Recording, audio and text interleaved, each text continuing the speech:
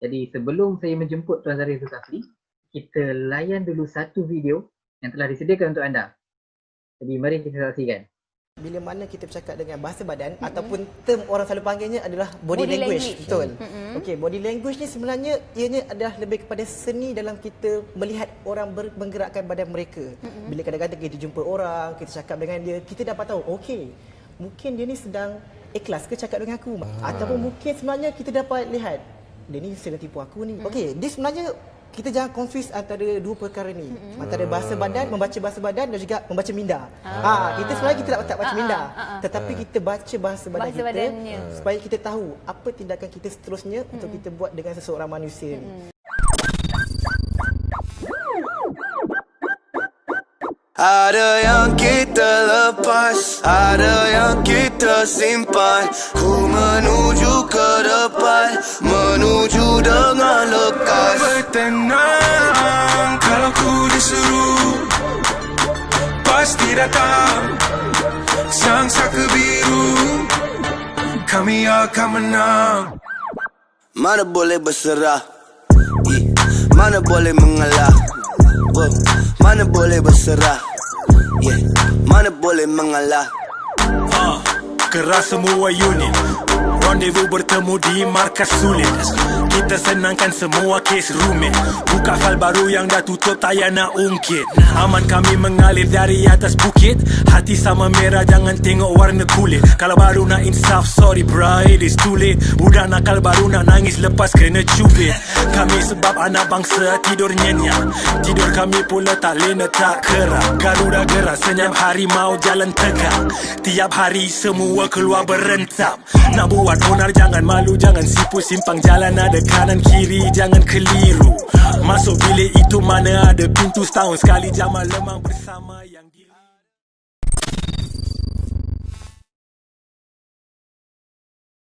Okay, jadi tanpa membuang masa, saya mempersilakan speaker kita untuk sesi kita yang kedua, iaitu Tuan Zarif Zulkifli. Okey, baik. Terima kasih Tuan Moderator, Tuan Razmi Hafizuddin di atas sedikit pengenalan itu tadi. Jadi sebelum kita pergi dengan lebih lanjut, saya nak kena pasti terlebih dahulu. Tuan-tuan dan puan-puan boleh dengar suara saya dengan jelas ke? Kalau jelas boleh buat sikit thumbs up macam ni tuan. Saya tengok dekat dalam skrin. Buka video sekejap. Aku boleh buat thumbs up macam ni. Ataupun kalau sekarang ni situasinya berada di tempat yang tak boleh buka kamera set kan, boleh tulis dekat ruang komen, tulis nombor 1.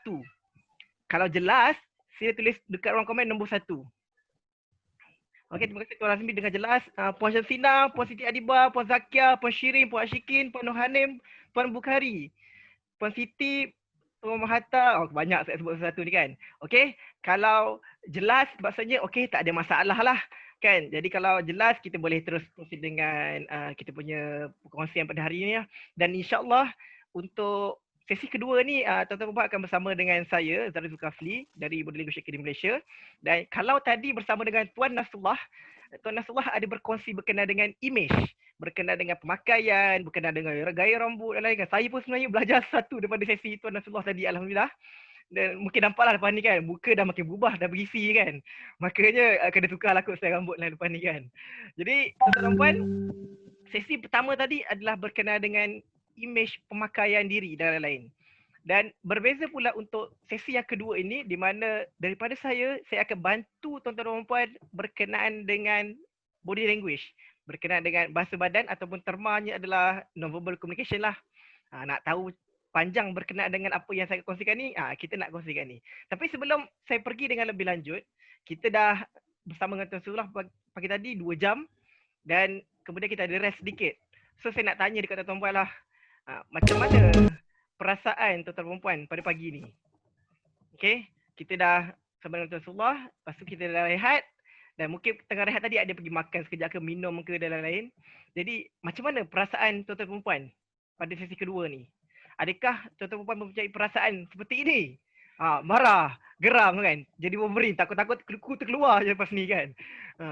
Sebab apa? Sebab tadi pun alamak tengok stres lah lain tak kuat ni kan? Stres kan? Nak marah orang ni. Adakah adik rasa begini? Atau mungkin adakah di kalangan tuan-tuan puan yang punya perasaan seperti ini? Macam ada sesi kedua ke? tak tahu pula sesi kedua ni kan. Padahal kita dah maklum kan dah. Kita punya sesi sampai pukul 1 petang lebih kurang insya-Allah. Atau mungkin adakah di kalangan tuan-tuan perempuan pada hari ini yang punya perasaan seperti ini? Sedih kan. Nak tengok kelas ni tapi lain pula kacau, lain pula putus kan. Ataupun tiba-tiba ada suami tadi bising kat saya nak tengok kelas ni, suami pula kacau ni kan. Anak tolong jagalah, anak menangis lah.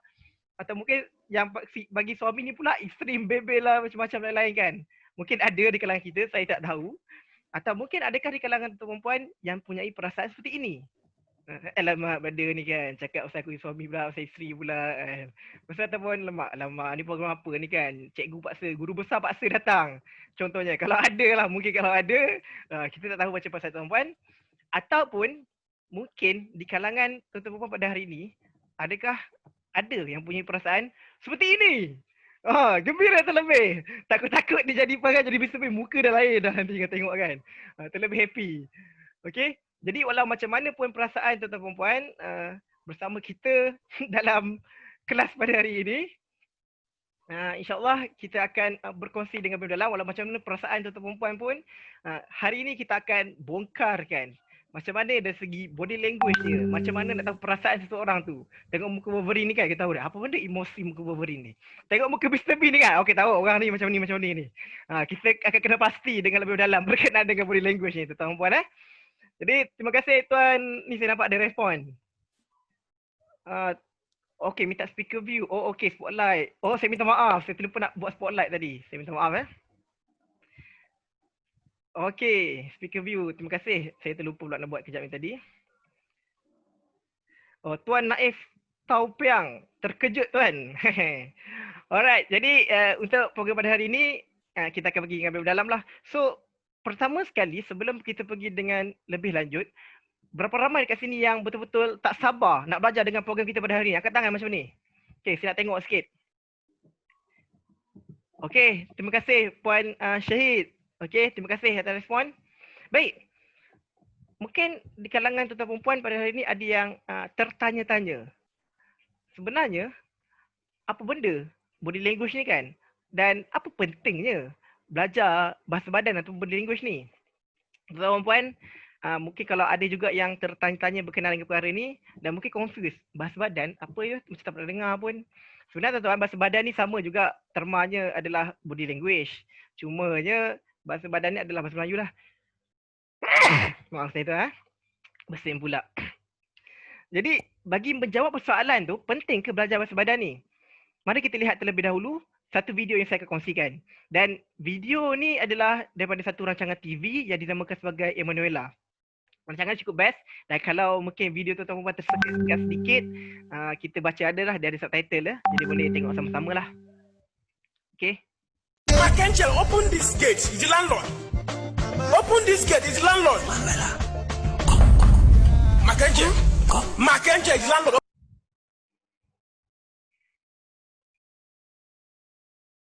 Landlord. Landlord, my uncle is not around. Are you sure? Yes, he just told me. No, he didn't told me. Where went he? No, he's rubbing lipstick. Lipstick? No, he's jumping up. Jumping for what? He's praying. Praying? And he's killing himself. He's praying. Uncle, go and pray in the toilet now.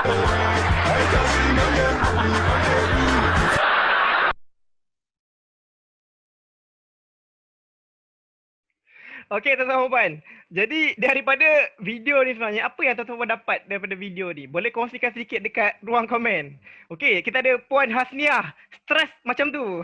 Dia gelak kan? Dia betul-betul. Kalau saya pada kata uncle ni pun, saya pun jadi akan stres kat tuan. Macam kat lain dia faham kan? Jadi cuba ada apa pandangan tuan-tuan puan berkenaan dengan video ni? Boleh tulis dekat ruang komen sikit. Saya nak tengok hidup lagi ke tuan-tuan puan ni? Takut-takut kan nama je ada. Jasad ni tak ada kat sini dah. Kan? Terima kasih Tuan Hasniah. Okey, ada lagi yang lain? Okey, terima kasih juga Tuan Hasniah, salah faham bahasa isyarat. Alright, terima kasih Puan Hasniah, amazing. Puan Eva, salah faham pada body language. Okey, terima kasih Puan Ifah, amazing. Puan Norzilah, Major Norzilah, saya kena sebut betul lah. Diterangkan seperti apa yang dinampak. Ya betul, Emanuela nampak sesuatu dan kemudian dia terangkan apa yang dia nampak lah walaupun angka dia tak bercakap apa-apa pun. Tetapi dia terangkan daripada apa yang dia nampak sahaja. Okey, amazing tuan. Tuan Naif, tafsiran mereka berbeza, salah faham, miscommunication, tak faham bahasa badan. Okey, terbaik, amazing tuan-tuan dan puan. Okey, jadi secara rumusannya untuk video ni tadi sebenarnya, guru saya ada pernah bercakap bahawasanya bahasa badan itu bercakap jauh lebih baik dan lebih banyak berbanding dengan bahasa apa yang kita cakapkan pada hari ini. Jadi berdasarkan apa yang guru saya kata tuan tu, terdapat satu kajian yang telah pun dilakukan oleh Profesor Albert Mehrabian pada tahun 1967 dahulu. Beliau adalah seorang profesor daripada University of Pennsylvania dan daripada kajian beliau juga ada mendapati bahawasanya, benda ni ada mention dengan Tuan Nasrullah tadilah, bahawasanya 7% daripada komunikasi kita pada hari ini adalah datangnya daripada apa tuan-tuan? Datangnya daripada verbal kita. Verbal tu maksudnya apa yang kita cakap hari ni, apa yang kita katakan kepada seseorang hari ni. Katakanlah macam sekarang ni saya sedang bercakap dengan tuan-tuan dan puan, saya bercakap secara mulut secara verbal ni hanya merangkumi 7% sahaja daripada komunikasi kita pada hari ini. Bayangkan hari ini kita bercakap dengan orang lah. Kalau tuan-tuan sini ada yang daripada kalangan guru saya tengok, ada daripada kalangan peronih takaful, ada daripada kalangan pelajar. Kita bercakap dengan seorang kan, kita mengajar seorang kalau cikgu. Sebenarnya apa kita cakap tu yang kata berbuih mulut cakap ni kan, tak faham-faham orang ni kan. Sebabnya apa yang kita katakan tu sebenarnya hanya merangkumi 7% sahaja daripada komunikasi kita pada hari ini. Jadi yang selebihnya 38% lagi komunikasi daripada kajian dilakukan oleh Profesor Mehrabian ni, 38% lagi adalah datangnya daripada vokal, iaitu bagaimana kita mengatakan sesuatu pada hari ini. Macam mana cara kita cakap sesuatu pada hari ini. Katakanlah begini tuan-tuan. Apa nama? Okey, sekejap video saya hilang. Katakanlah begini tuan-tuan. Daripada satu perkataan, ianya boleh memberikan pelbagai maksud sebenarnya. Contohnya saya ambil perkataan lapar. Mungkin daripada kalangan tuan-tuan ni ada yang tengah lapar tak sebab breakfast tadi kan. Kita ambil perkataan lapar. Hanya dengan satu perkataan lapar itu sahaja boleh memberikan pelbagai maksud kepada seseorang. Katakanlah begini, saya gunakan perkataan lapar tetapi dengan intonasi yang rendah. Bila saya gunakan intonasi yang rendah, bunyi seperti ini. Lapar. Jadi itu boleh menunjukkan bahawasanya saya ini betul-betul lapar dan saya ini mungkin sedikit bersedih sebab tak dapat makan lagi. Tetapi berbeza apabila saya katakan perkataan yang sama tetapi dengan menggunakan intonasi yang tinggi. Contohnya begini, lapar. Bermaksud saya sedang marah. Jadi begitulah dibuktikan dengan kajian ini bahawasanya untuk mendapatkan komunikasi itu dengan lebih difahami oleh seseorang, 38% adalah datangnya daripada bagaimana cara kita mengatakan, bagaimana intonasi kita mengatakan sesuatu. Ianya merangkumi 38% daripada komunikasi kita pada hari ini. Dan kalau 7% datangnya daripada verbal dan 38% datangnya daripada vokal, yang selebihnya datang pada mana agaknya tuan-tuan dan puan? Jadi yang selebihnya adalah datangnya daripada bahasa badan tuan-tuan dan puan. Daripada non-verbal communication tuan-tuan dan puan. Dan macam yang saya terangkan pada sesi pengenalan pada Jumaat lalu, non-verbal communication ni terbagi kepada 4 komponen utama. Iaitu yang pertamanya adalah bahasa badan, yang keduanya adalah essaya, yang ketiga adalah facial expression tuan-tuan dan puan, dan yang keempat adalah berkenaan dengan emotion tuan-tuan dan puan. Jadi kesemua 4 perkara itu merangkumi 55% daripada komunikasi kita pada hari ini. Jadi tuan-tuan, begitulah juga dalam bahasa badan. Sebab itulah tadi daripada video yang ditunjukkan oleh Emanuela tadi, uncle dia tak cakap apa-apa pun. Tetapi apabila Emanuela melihat pergerakan bahasa badan uncle-nya, dia boleh interpret sesuatu. Sebab itulah bila mana semua tuan-tuan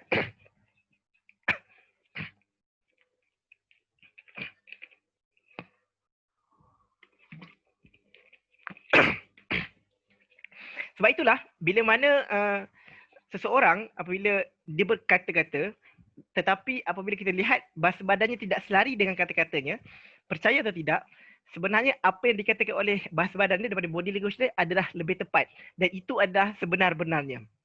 Sekiranya hari ini anda lihat, tiba-tiba anda tengok ada di kalangan sini yang ada mungkin ada anak kecil contohnya, dia kata dia tak buat tetapi dia angguk, maka di situ percayalah lebih kepada bahasa badannya. Tetapi nak baca bahasa badan ni pun dia ada panduan-panduan dia. Sebab kalau takut kita ni tersalah baca bahasa badan seorang, takut-takut nanti dia jadi assumption. Bila jadi assumption, kita takut-takut dia jadi fitnah nanti. Sebab itulah bila membaca bahasa badan, bila baca body language, dia kena ada seni tersendiri. Supaya apabila kita baca bahasa badan seseorang, kita tak tersalah tafsir bahasa badan mereka dan tidaklah terjadinya fitnah kepada mereka. Jadi untuk program pada hari ini, fokus untuk bagi saya adalah cover untuk bahagian body language, dan kita akan pergi lebih dalam ke dalam bahagian interview. Sebab saya percaya di kalangan peserta kita ni, dan seperti yang kita promosikan sebelum ni, kita akan bantu juga tuan-tuan perempuan dari segi interview. Mungkin di kalangan tuan-tuan perempuan ada yang hilang pekerjaan, mungkin di kalangan tuan-tuan perempuan yang syarikatnya terpaksa ditutup kerana PKP yang terjadi. Jadi di sini kita akan cover lah berkenaan dengan dalam macam mana dari segi interviewnya, macam mana dari segi komunikasi hariannya, macam mana nak kenal pelajarnya, kita akan identify bantu bersama tuan-tuan perempuan. Okay, so interview adalah antara perkara yang kita paling takut sekali di dalam dunia ni, betul? Tak kisahlah kita ni dah kerja 20 tahun, 30 tahun sekalipun, kalau bolehlah kita ni tak nak tukar kerja, sebab kita nak tukar kerja adalah kerana satu je, kita tak nak pergi interview ni kalau boleh sebenarnya, betul tuan-tuan perempuan? Kalau bolehlah kita cukup tak suka interview ni. Sebab apa? Kalau interview tu okey, orangnya okey lah. Tetapi kalau lah interview tu, alamak nak kena buat itu, buat ini kan, leceh betul. Dapat pula orang interview ni, perangai macam ni pula, alamak. Kita takut itu selalunya, betul? Tension sangat sebenarnya nak pergi interview ni sebenarnya. Terima kasih Puan Cikgu Fu. Terima kasih Puan Siti, seram kalau nak interview. Ya betul tuan-tuan. So, berbeza pada sekarang ni, di pasca PKP ni sebenarnya, kepada mereka-mereka yang mungkin yang dah mungkin nak pekerjaan, dah mungkin nak pergi cari kerja baru, dah mungkin cikgu-cikgu yang nak interview naik pangkat contohnya kan. Jadi sekarang ni dia terdapat dua norma baharu yang kita terpaksa akui dan terpaksa terima, iaitu terdapatnya interview dalam online dan juga interview secara fizikal, secara berdepan. Jadi apabila terdapatnya norma sebegini di dalam pasca COVID-19 ini, kedua-dua ni kita kena pasti, kita kena identify body language yang tepat untuk kita gunakan di kedua-dua platform ni. Sebab mungkin kalau secara fizikalnya orang akan nampak kita beritahu badan secara penuh. Tetapi bila secara online ni macam sekarang ni tuan-tuan dengan saya ni nampak kepala saja sekarang ni, nampak? Kan? Jadi dia akan sedikit berbeza dari segi cara pembacaan, cara menggunakan body language yang tepat, dia akan sedikit berbeza. Jadi saya pecahkan kepada online dan juga interview berdepan.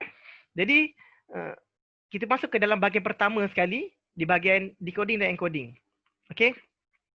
Dalam body language terdapat dua perkara penting, dan perkara ini telah pun dijelaskan oleh Vanessa Van Edwards, di mana dalam body language kita ada decoding dan encoding, di mana decoding adalah membawa maksud apabila kita melihat seseorang dan kita boleh kenal pasti sesuatu daripada mereka.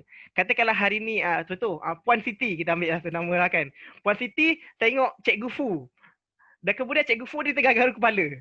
Lepas tu Puan Siti kata, oh Cikgu Fu tengah beri kepala dia tengok ni kan. Dia dapat interpret sesuatu. Walaupun kita secara semujadi kita tak belajar secara formal body language tu. Kalau tuan-tuan belajar pada hari ini, tuan-tuan dah dapat pelajaran secara formal lah. Tetapi secara lumrahnya, kita pada kecil sampai besar kita dah berjumpa dengan manusia. Dan kadang-kadang kita dah dapat identify sendiri pun beberapa perkara itu sendiri. Okay? Jadi decoding is all about berkenaan dengan tuan-tuan perempuan melihat orang, dan kemudian anda boleh kenal pasti sesuatu daripada pergerakan bahasa badan mereka. Okay, so sekarang ni jom kita test tuan-tuan perempuan macam mana kemahiran tuan-tuan perempuan dalam membaca body language setakat hari ini. Okay, berdasarkan gambar di hadapan ni, boleh tulis kat ruang komen tuan-tuan perempuan, kat ruang chat. Berdasarkan gambar di depan ni, agak-agaknya apa perasaan lelaki ni? Okay, terima kasih Puan Eva, happy, amazing. Puan Norzila, amazing. Cikgu Fu, Puan Safa, gembira. Puan Siti, okay, ramailah Yes, aku menang. Ye, dia gembira. Betul tuan. Ini adalah emosi di hadapan ni. Dan macam mana pula dengan gambar di hadapan ni? Agaknya apa emosi perempuan dalam gambar ni? Okay, boleh tulis kat ruang komen. Okay, Major Rozila, stres. Puan Eva, stres. Kan? Terima kasih. Puan Rose, stres juga. Ramai kata stres, sedih dan lain-lain. Okay, kalau ikut secara bacaan secara bahasa badannya, dia berada dalam situasi yang dia tak tahan nak dengar orang sekeliling bercakap. Tak tahulah sama ada keadaan tu bising ataupun mungkin orang dah banyak bercakap buruk pasal dia, tetapi ianya menunjukkan keadaan yang dia tak suka berada dalam keadaan tu. Alright? Itu gambar kedua. Dan macam mana pula dengan gambar ni tuan-tuan puan? Ada gambar saya kat situ sekali. Apa perasaan mereka yang berada di dalam situasi ni? Semua orang berada dalam ni. Cukup senang untuk kita baca. Yahoo! Ada kata Yahoo, kejayaan, teruja, happy, puas, gembira. Terima kasih tuan-tuan puan. Amazing. You guys are amazing. Okay, ini adalah perasaan teruja, excited, gembira. Macam mana pula dengan perasaan ini? Ada yang kata sedih. Okay, saya baca kat ruang chat. Okay, sedih Puan Naif. Tuan Naif.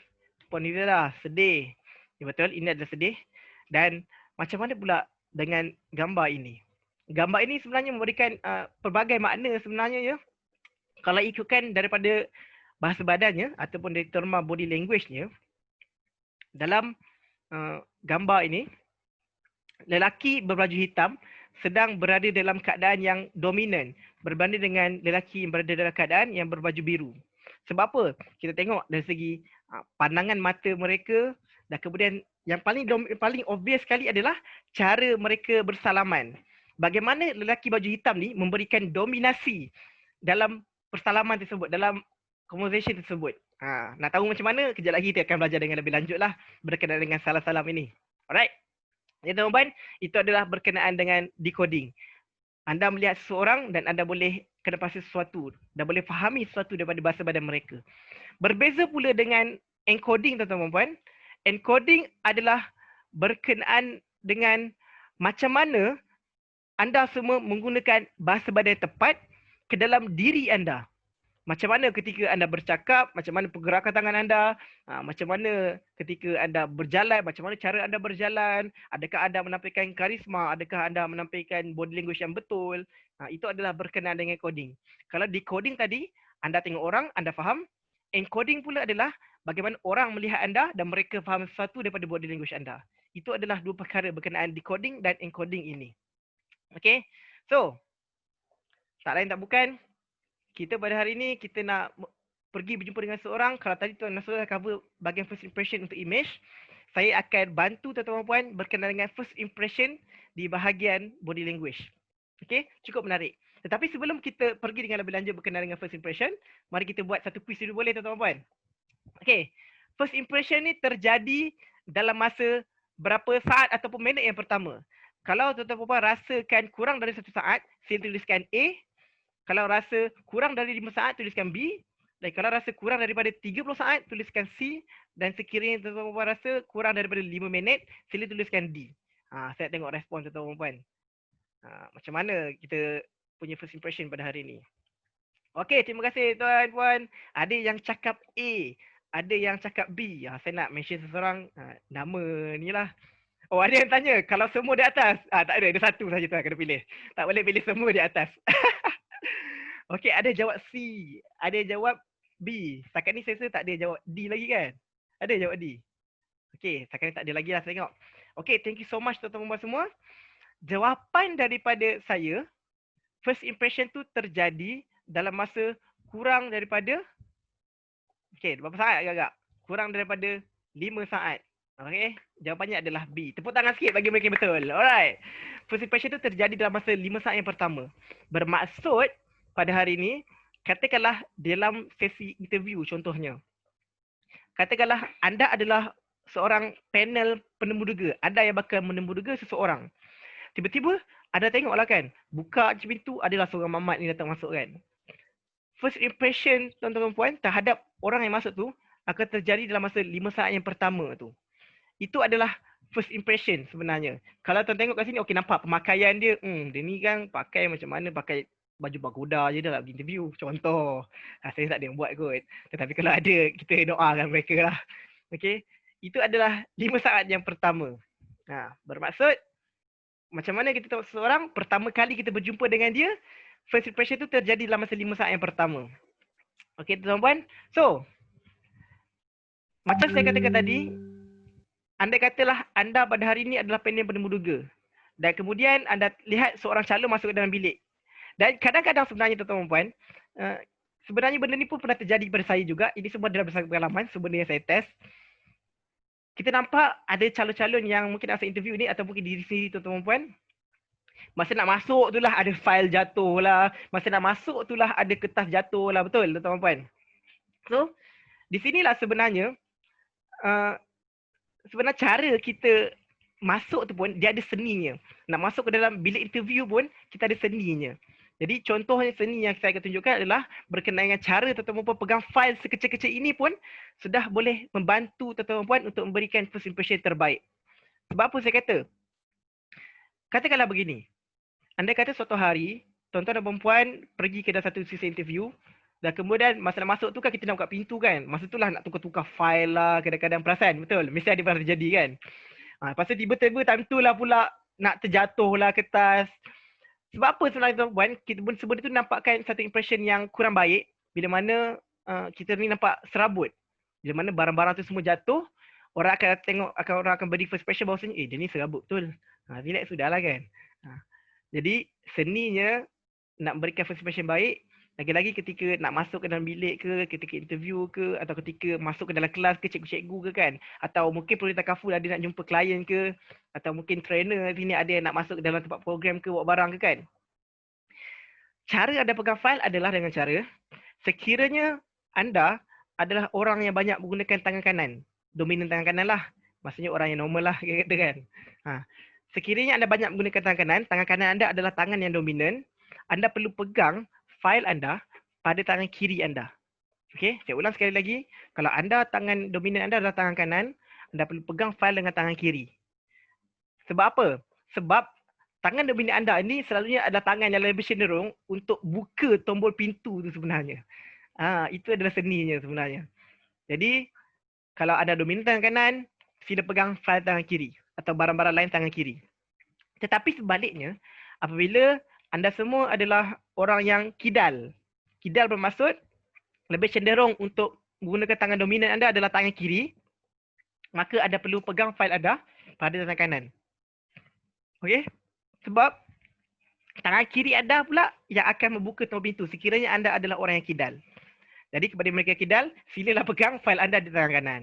Sebab apa? Kalau tak nantilah kan, contohlah anda orang kidal. Dan kemudian nak buka pintu macam, okey tukar fail kejap, nampaklah serabut, masa itulah jatuhlah kertas apa semua kan. So make sure, dari sekecil-kecil perkara nak masuk ke dalam bilik tu pun, kita kena tengok. Macam mana cara kita pegang fail, macam mana cara kita pegang barang. Macam mana cikgu-cikgu pada hari ni masuk ke dalam kelas, nak tahu, okey nak bagi first impression baik, supaya tak nampak serabut sangat lah. Kan? Ini kadang-kadang kita tengok kan, kadang ada cikgu-cikgu, adalah. Mungkin bukan daripada sini, tempat lain lah kot kan. Sini semua baik, sini semua hebat saya rasa. Kadang-kadang dia buat masuk kan, barangnya banyak. Dan kemudian dia serabut kiri kanan kan, tak tolong student jerit, tak student. Ini tolong cepat. Jadi kat situ daripada impression mereka terhadap student tu terhadap mereka pun dah sedikit slightly lower daripada biasa. Bila mana terdapatnya perkara sebegini. Jadi tuan-tuan, sila jaga impression orang terhadap anda semua. Okey? Itu yang pertama, cara pegang fail. Ini adalah sebelum tuan-tuan masuk dalam bilik temuduga, katakanlah situasi temuduga. Dan dalam pasca PKP ni sebenarnya pula, kalau selalunya kita ni kalau interview sebelum PKP, selalunya situasinya akan lebih kurang beginilah, ada banyak situasi lah. Maksudnya segi susunan mejanya. Okey? Kalau selalunya kita duduk dalam bilik interview masuk dan kemudian sebelum PKP, penemuduga akan berada di hadapan meja dan kemudian anda akan berada di meja.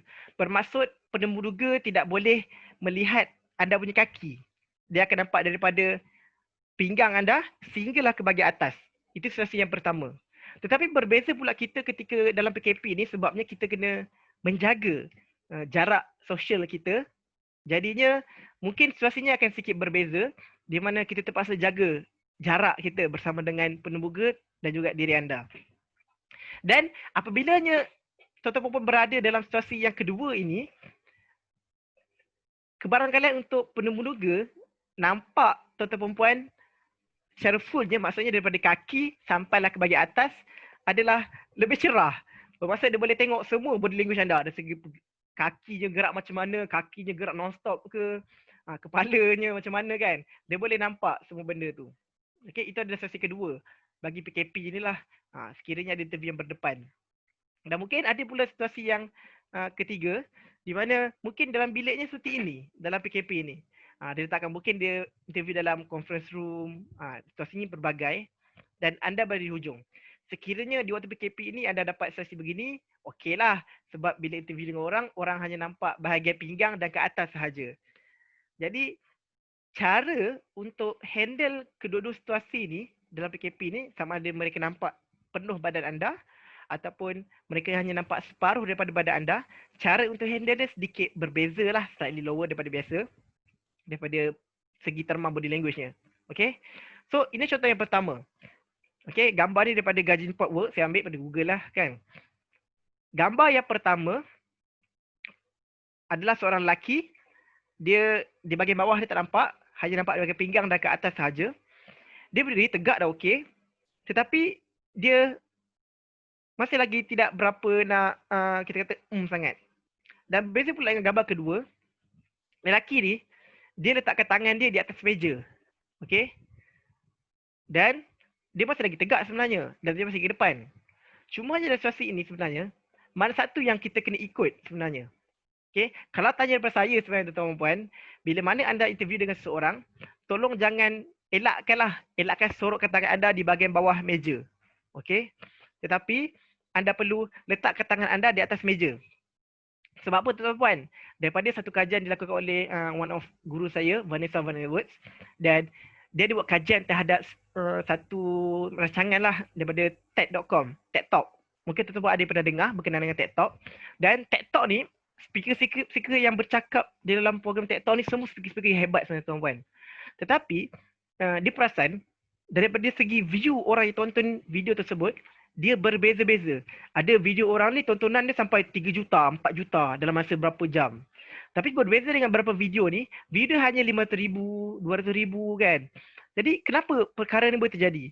Dan apabila mereka buat pemerhatian, kajian mereka sendiri daripada Science of People, dan mereka mendapati bahawasanya sekiranya anda menggerakkan tangan anda lebih banyak ketika anda bercakap dengan seseorang, anda akan lebih lihat berkredibiliti, anda akan lebih dilihat berkarisma sebenarnya.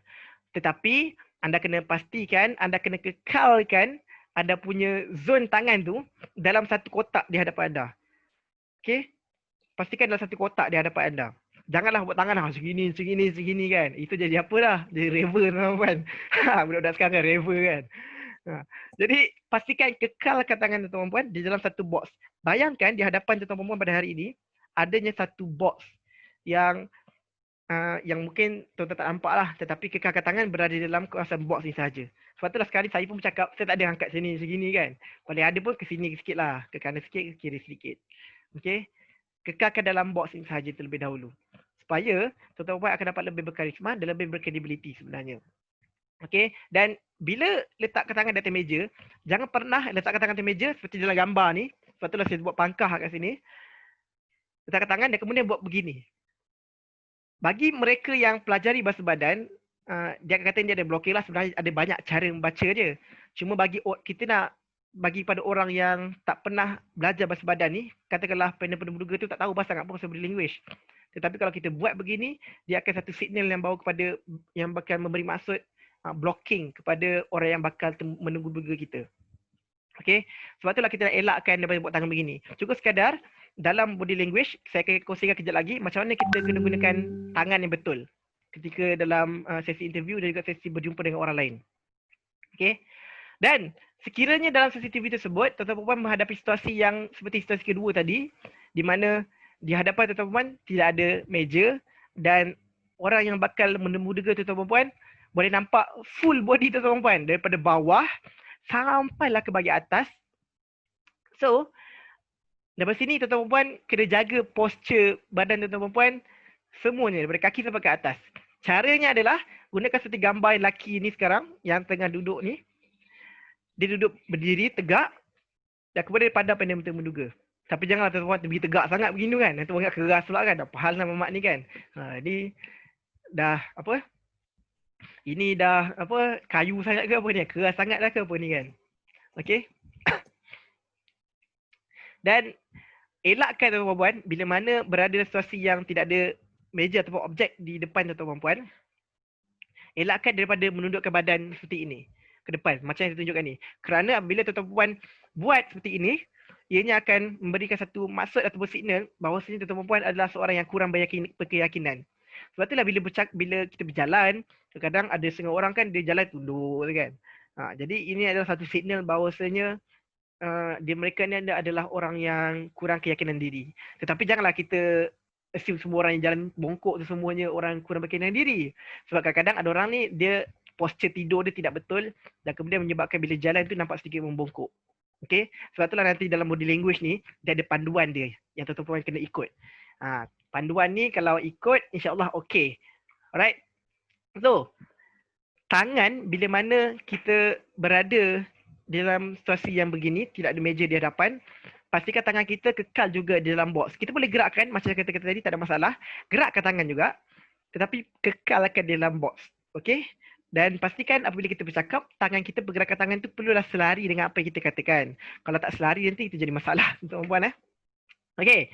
So, berkenaan dengan tangan ni, dengan secara lebih detailnya, pada gambar di hadapan ni adalah gambar dua perempuan dan mereka menggunakan satu postur tangan yang berbeza. Satunya terbuka seperti ini ke atas dan satu lagi tertutup seperti ini. Bagi mereka yang dalam sesi interviewnya, mereka ini nak menunjukkan mereka ni open terhadap seseorang. Lagi-lagi bila anda berjumpa dengan seseorang, anda menunjukkan first impression bahawa anda ni adalah orang yang open. Maka gunakanlah open palm seperti ini. Ini dinamakan sebagai palm up ataupun open palm. Sebab itulah dalam polis ke mana-mana ke kan. Ataupun mungkin kita sapa orang, kita hulurkan tangan begini kan. Sebab apa? Ini adalah kawasan yang tenang. Dan one of speaker, saya dapat berkongsi, saya pernah dapat belajar bersama dengan Denanjaya Hirachi, one of world champion public speaker tahun 2014 kot. Dia datang Malaysia. Tahun lepas ke 2 tahun lepas saya tak ingat. Dan dia katakan, okey tuan-tuan puan cuba lihat tangan begini. Tengok dalam telapak tangan. Dan kemudian pusing kan. Dan kemudian pusing balik. Tuan-tuan puan boleh ikut kat rumah. Tengok telapak tangan. Dan kemudian pusing ke balik. Dan kemudian pusing ke balik. Kedua-dua bahagian ni, mana bahagian yang sebenarnya anda nampak lebih tenang? Adakah bahagian yang sini, bahagian depan ni ataupun di bahagian belakang ni? Putih ataupun hitam? Majoriti akan kata, semuanya akan kata bahagian putih ni akan nampak lebih tenang. Sebab itulah, bila mana kita bercakap dengan seseorang, kita tunjukkan tangan begini. Sebab apa? Ianya akan memberi satu keadaan yang tenang kepada orang yang melihat kita sebenarnya. Sebab itulah juga seninya kita menggunakan open palm ini sebenarnya. Okey, tangan terbuka, posisi tangan terbuka begini. Dan berbeza bila kita menggunakan tangan begini, ianya menunjukkan tertutup ataupun authority ataupun dominan. Tak bermaksud bila mana dalam sesi interview kita tak boleh guna posisi tangan begini. Tidak. Sebenarnya kedua-dua posisi ini kita perlu gunakan seadanya, sebaik-baiknya dan perlu kena dengan keadaan dan tempatnya. Ada setengah orang kata, tangan macam ni jangan buat. Nanti nampak korang ni bossy lah apalah bagai kan. Tidak, saya kata tidak.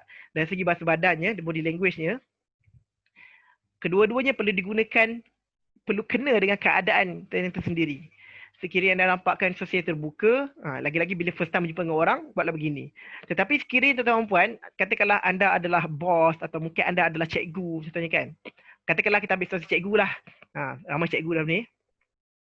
Bila anda nak beri arahan kepada murid-murid contohnya, jadi murid kerja sekolah ni pastikan siap dan hantar sebelum pukul berapa. Bagi tahu tarikhnya betul-betul. Siap.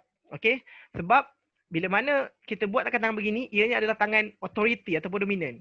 Bila kita memberi arahan, gunakanlah tangan palm down seperti ini. Okey. Bila kita buat palm down, orang akan terasa macam okey, dia ni betul serius ni kan. Gunakan palm down. Bila beri arahan, bila kita nak nampakkan kita terbuka, friendly, berkongsi, buat tangan begini. Tetapi bila memberi arahan, buat tangan begini. Okey. Contohnya begini, dalam sesi meeting lah kita katakan. Okey, jadi tuan-puan, selamat datang. Saya buka form ni ya. Selamat datang ke dalam meeting kita pada hari ini. Dan sebelum kita pergi dengan lebih jauh, saya nak tanya macam mana update kerja hari tu ya. Puan Siti, dia tanyakan contoh. Dan kemudian Puan Siti pun menjawablah, jawab. Okey, baik, terima kasih Puan Siti. Jadi saya minta bahagian kerja tu tuan siapkan sebelum esok ya, sebab saya nak tengok report atas meja saya sebelum petang esok ya. Okey, terus bagi arahan, pam down. Okey, ini adalah seninya sebenarnya dalam memberi arahan dan lain-lain. Begitulah juga dalam sesi interview tadi. Bila kita berjumpa dengan sesi panel penemu kita, bahawasanya kita ni nak perkenalkan diri. Assalamualaikum tuan-puan, buka tangan, nama saya Zarif Zulkafli, saya terangkan berkenaan diri kita tuan-puan dalam posisi tangan terbuka. Bermaksud kita sedang terbuka memberikan maklumat kita kepada mereka. Kita berkongsi secara ikhlas kepada mereka. Tetapi sekiranya panel penemu kita minta dijauhkanlah. Ada yang mungkin bertanya berkenaan dengan soalan-soalan yang mungkin tak patut ditanyakan atau mungkin sedikit sensitif, kita boleh menghentikan dengan cara kita katakan kepada dia dan kemudian diiringi oleh posture palm down seperti ini. Bermaksud okay, stop, enough is enough. Sebab itulah kalau dalam polis kan, dia kata, okay, berhenti tuan, dia akan buat ke depan ni. Berhenti tuan, sila letakkan tangan tuan di udara, sila naikkan tangan tuan di langit. Gitu. Dia akan stop. Ini adalah signal pada stop. Okey, begitulah juga palm down. Ini adalah signal pada stop. Alright. Itu berkenaan dengan interview. Alright. Setakat ni ada jelas ke soalan? Ada jelas ke saya punya perkongsian ataupun mungkin ada soalan ke apa ke? Saya buka sekejap lah. Okey. Wow, pengetahuan baru ni. Gerakan tangan. Okey, terima kasih. Asus nama laptop ni kan. Okey, terima kasih Puan Hasniah. Nice sharing, jelas. Okey, thank you so much. Terbaik Tuan Hasniah. Tuan pula, Puan. Maafkan saya. Okey, jelas Puan Samsina. Terbaik, amazing. Puan Samsina. Okey, jadi kalau tak ada masalah saya sambung ya. Baik, jadi daripada first impression tu tadi juga, bagi mengekalkan first impression tu menjadikan dia lebih menarik dan juga menjadi lebih baiklah selain daripada body language yang saya terangkan tadi, boleh juga tuan-tuan dan puan-puan gunakan satu cara lagi melalui pandangan mata, iaitu eye contact ataupun eye gazing lah. Di mana satu kajian telah pun dilakukan bahawasanya apabila kita memandang seseorang ke dalam mata mereka especially, terdapat satu hormon yang akan dikeluarkan iaitu hormon oksitosin. Dan hormon ni yang baiknya adalah bila mana hormon ni semakin banyak dikeluarkan daripada badan kita, ianya akan membantu untuk kita membuat hubungan yang lebih baik dengan seseorang. Sebab itulah, bila mana kita jumpa dengan seseorang, kita buat eye contact dengan mereka. Tapi janganlah tutup pandang begini kan dia kan. Mau seram jadinya. Cukup sekadar dapat mungkin dalam 60% hingga 70% pandangan mata beri kepada mereka. Dan insyaAllah hormon oksitosin itu akan lebih banyak keluar lah. Dan bila mana hormon oksitosin lebih banyak keluar, dia akan membantu bina hubungan yang lebih baik di antara anda dengan seseorang. Sebab itulah dalam sesi interview ke, tuan-tuan puan bersama dengan pelajar ke, bersama dengan pasangan ke, suami isteri ke. Sebab itulah adanya satu kata-kata yang dinamakan sebagai dari mata turunnya ke hati. Sebab mata tu adalah tertingkap kepada jiwa ataupun eye is the soul of the window. Bermaksud mata tu adalah satu tertingkap untuk kita masuk ke dalam jiwa seseorang. Tapi di sebalik sebenarnya kajian sains ni adalah dia berkenaan dengan oksitosin ni sebenarnya.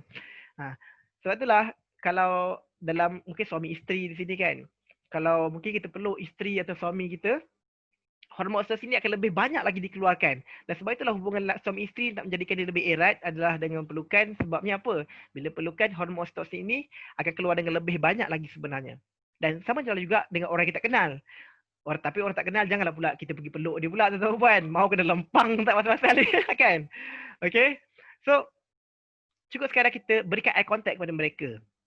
Masuk bilik interview, berikan eye contact kepada mereka untuk kita bina connection yang lebih genuine dengan mereka. Sekiranya masuk ke dalam kelas, jumpa dengan pelajar, buat eye contact dengan mereka. Maka mereka akan rasa mereka punya diri ini disedari. Okay. Dan eye contact ni, eye gazing, pandangan mata ni, dia sebenarnya ada seninya. Dan seninya adalah seperti ini.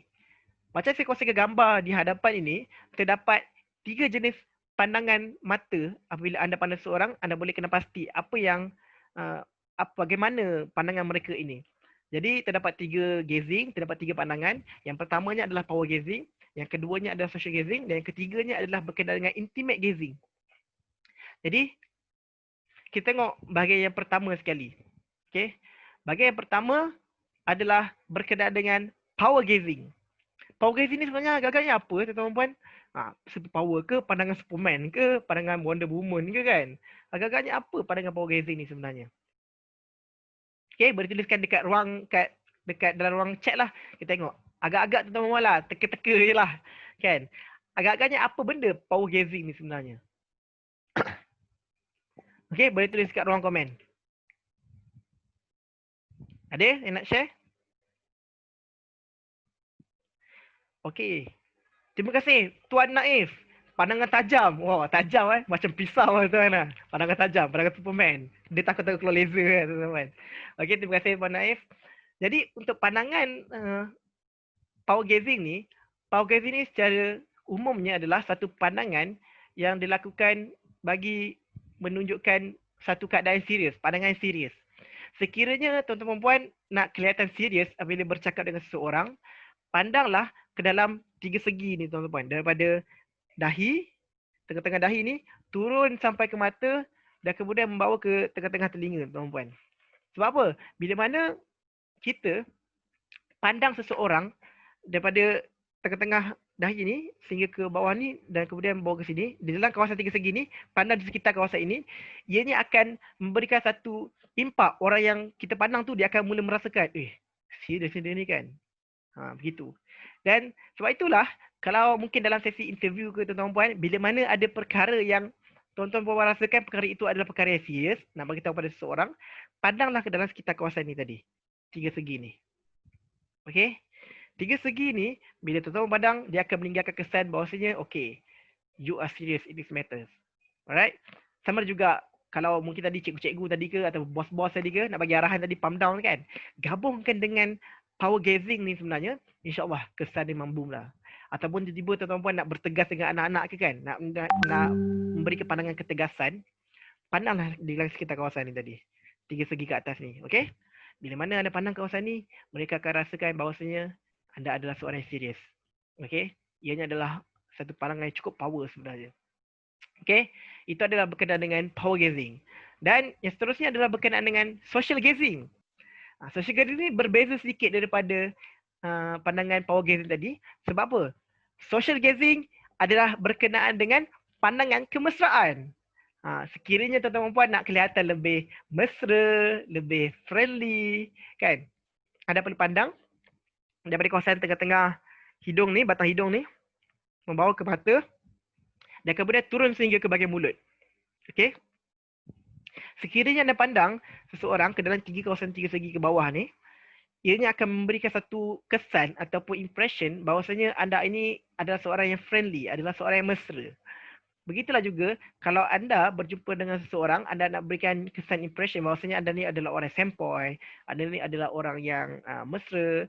Jadi anda perlu pandang ke dalam sekitar kawasan itu saja sebenarnya. Okey? Jangan pandang ke dalam kawasan yang serius tadi pula, power gazing pula. Itu maunya tuan-tuan puan terus tak baik dengan orang tu nanti kan. Dah lah first time jumpa. Dan kalau saya cadangkan tuan-tuan puan berjumpa dengan seseorang, lagi-lagi first impression lah, bagi meninggalkan first impression, gunakanlah pandangan social gazing ini. Sebab apa? Social gazing ni akan menimbulkan kesan kemesraan. Kita nak kelihatan mesra kepada seseorang. Kalau tuan-tuan puan ni muka je serius kan. Jadi nak bantu untuk kelihatan lebih mesra sebenarnya, gunakan social gazing ni. Okey? Dan ada satu lagi pandangan yang sebenarnya pandangan ni sebenarnya cukup bahaya dan tuan-tuan puan elakkanlah daripada buat pandangan ni. Satu lagi adalah berkenaan dengan pandangan intimate ataupun intimate gazing. Ianya adalah satu pandangan intim di mana apabila seseorang itu merasakan tarikan secara seksual ataupun tarikan secara mungkin pervert lah orang panggil kan. Mereka akan pandang dalam kawasan ni.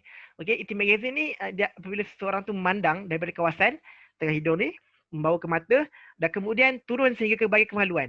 Ada yang kata turun sampai ke ni bahagian apa ni, anak tekak, bahagian halkum ni kan.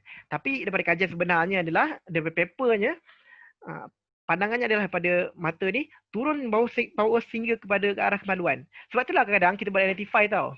Kalau seseorang tu dia ni macam nampak macam pervert, nak tahu dia ni pervert sikit ke tak kan, dia pandang atas bawah kan. kita boleh tak tahu antara first impression lah kita kata. Tak semestinya benda tu betul. Jangan tiba dia pandang atas bawah kata dia pervert.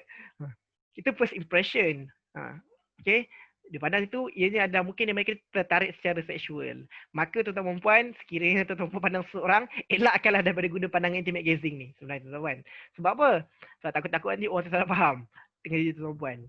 Tiba-tiba tengok ingat, pervert je dia ni kan. Dia ni jangan dekat dengan, jangan kawan dengan tu. Dia tu ni macam tak tahulah, macam pervert lah kan.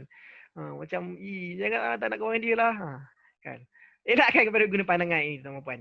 Jadi again, tuan-tuan dan puan, terdapat 3 pandangan, iaitu yang pertama adalah power gazing, yang kedua adalah social gazing, dan yang ketiga adalah intimate gazing. Okay, sila tuliskan dalam ruang gubuk tuan-tuan dan puan, takut-takut nanti terlupa. Okay, this is important, please write it down. Alright, power gazing, social gazing dengan intimate gazing. Itu tadi. Power gazing, again, bermaksud pandangan serius. Social gazing, pandangan kemesraan, dan intimate gazing bermaksud pandangan intim. Alright, tuan-tuan dan puan. So itu adalah berkenaan dengan social gazing, berkenaan dengan gazing tadi. Setakat ni ada apa-apa soalan ke tuan-tuan puan? Kalau ada boleh tulis kat ruang komen . Kalau tak ada kita akan teruskan lagi lah. Okey, soalan tuan, di bahagian mana kita nak pandang untuk social gazing ni? Okey, saya ulang sekali lagi. Social gazing, nak pandang mereka adalah daripada kawasan tengah hidung, membawa sehingga ke mata dan kemudian turun sehingga ke mulut. Okey, bermaksud 3 segi ni. Saya ulang sekali lagi. Tengah hidung, membawa ke mata dan kemudian turun sehingga ke mulut. Okey. Okay, kalau soalan lagi beritahu . Okey. Daripada Puan Nazilah, intimate gazing ada perbezaan antara lelaki dan wanita. Lelaki hanya fokus pada satu perkara, kalau wanita melihat sekeliling secara meluas. Okey, terima kasih Puan Nazilah. Ini adalah berkenaan dengan gender intelligence. Dan saya dapat perkongsian ini daripada one of, saya anggap sebagai mentor lah aku kan, Pak Uteh. Dia adalah pakar kepada gender intelligence. Jadi antara lelaki dengan perempuan ni pandangan mata dia berbeza sedikit. Ini bonus lah ni kan. Okay, bonus ni. Lelaki selalunya pandangan mereka adalah satu-sided. Contohnya begini. Kalau kita pergi ke dapur, lelaki pandangan kan. Kita kata kat dia, okey tengok kat dapur tu. Apa yang dia nampak? Dia akan nampak satu-satu barang dulu. Dia akan nampak, okey dia nampak cerik. Lepas tu kita scan lagi, dia sebelah nampak apa nasi, dia scan sebelah nampak ni, nampak tu, nampak ni. Okey. Berbeza pula dengan perempuan, bila mana dia tengok dapur je tu nampak, okey dia tengok sekali pandang, dapur pump sekali pandang, okey ada cerik, ada periuk, ada dapur, ada gas, semua dia nampak sekaligus semua. Sebab itulah tuan-tuan puan sebenarnya dalam gender intelligence lah. Sebab apa kalau mak-mak lah kan, dia cari barang mesti jumpa. Tapi kalau lelaki selalunya cari barang mesti tak jumpa. Mah mana kunci abang ni ? Kunci abang hilang. Sekali isteri ni datang tengoklah, ni ada dia tepi ni. Oh, ada kat tepi ni ke? Tak jumpa. Tapi kalau perempuan cari mesti jumpa. Sebab apa? Beza pandangan mata dia adalah begitu. Alright? Mata lelaki dia akan nampak satu arah begitu. Maksudnya perempuan dia akan nampak secara meluas begitu. Okey? Saya tunjukkan nanti, itu mungkin program lain kot. Kan? Berkenaan dengan gender intelligence ni. Alright? Okey. Ini adalah berkenaan dengan eye gazing. Okey? Again, tuan-tuan dan puan. Power gazing, pandangan serius. Social gazing, pandangan kemesraan. Dan intimate gazing adalah untuk pandangan seksual, tarikan secara intim. Alright? So, tuan-tuan dan puan. Tadi kita dah belajar berkenaan dengan body language secara secara berjumpa dengan seseorang dan lain. Tetapi tuan-tuan dan puan, dalam body language ni kita perlu gabungkan dia dengan komunikasi kita. Sebab apa? Walaupun tadi saya katakan komunikasi kita 7% merangkumi daripada apa yang kita katakan dan 38% datang daripada intonasi kita pada hari ini. Dan 55% datangnya daripada body language. Tetapi tuan-tuan dan puan, walaupun yang verbal tu hanya merangkumi 7% sahaja, ianya masih lagi diperlukan sebenarnya. Dan sebab itulah apabila berjumpa dengan seseorang, kita masih lagi kena bercakap. Kalau kita tunjuk bahasa badan je kan, orang pun ni kepala. Dia kena digabungkan kesemuanya, baru dapat capai 100% komunikasi itu sebenarnya.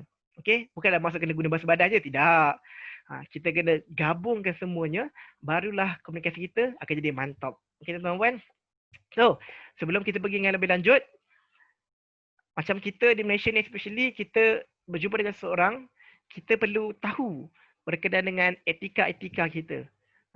Especially dalam wabak COVID-19 ni kan. Dia punya cara kita ni berjumpa dengan seseorang mungkin dah sedikit berbeza sebenarnya tuan-tuan. So, Saya nak kongsikan dengan tuan-tuan puan sedikit perkongsian berkenaan dengan social etik. Macam mana etikanya kita bersosial. Kadang-kadang orang tu fikir kan, oh nak bersosial pun kena ada etika mesti ada tuan-tuan puan. Kalau tak, itulah kadang-kadang kita jumpa lah orang ni kan. Dia ni kan cakap main cakap lepas je kan. Tak pandai langsung bergaul lah. Pernah dengar orang cakap begitu? Atau mungkin tuan-tuan puan pernah jumpa orang yang begini. Tak pandai nak bersosial dan lain-lain. Sebab apa? Mereka ni tak kena pasti social etik ni sebenarnya. Okay, so saya bantu tuan-tuan puan. Social etik yang pertama, bila berjumpa dengan seseorang, pastikan tuan-tuan puan, lagi-lagi orang yang tak kenal, pastikan greeting mereka terlebih dahulu. Saya pernah dalam satu program ni, saya tak ingat program tu kat mana, kementerian apa lah. Ni dah program 3 tahun lepas lah. Saya ulang cerita yang sama lah kan. Dan ada ketika habis pada program tu, ada seorang lelaki ni, dia datang kat saya. Dan kemudian dia tak kata, ni macam mana nak buat ni tiba-tiba dia jemput saya macam tu. Saya pun macam, kenapa tiba-tiba ni kan?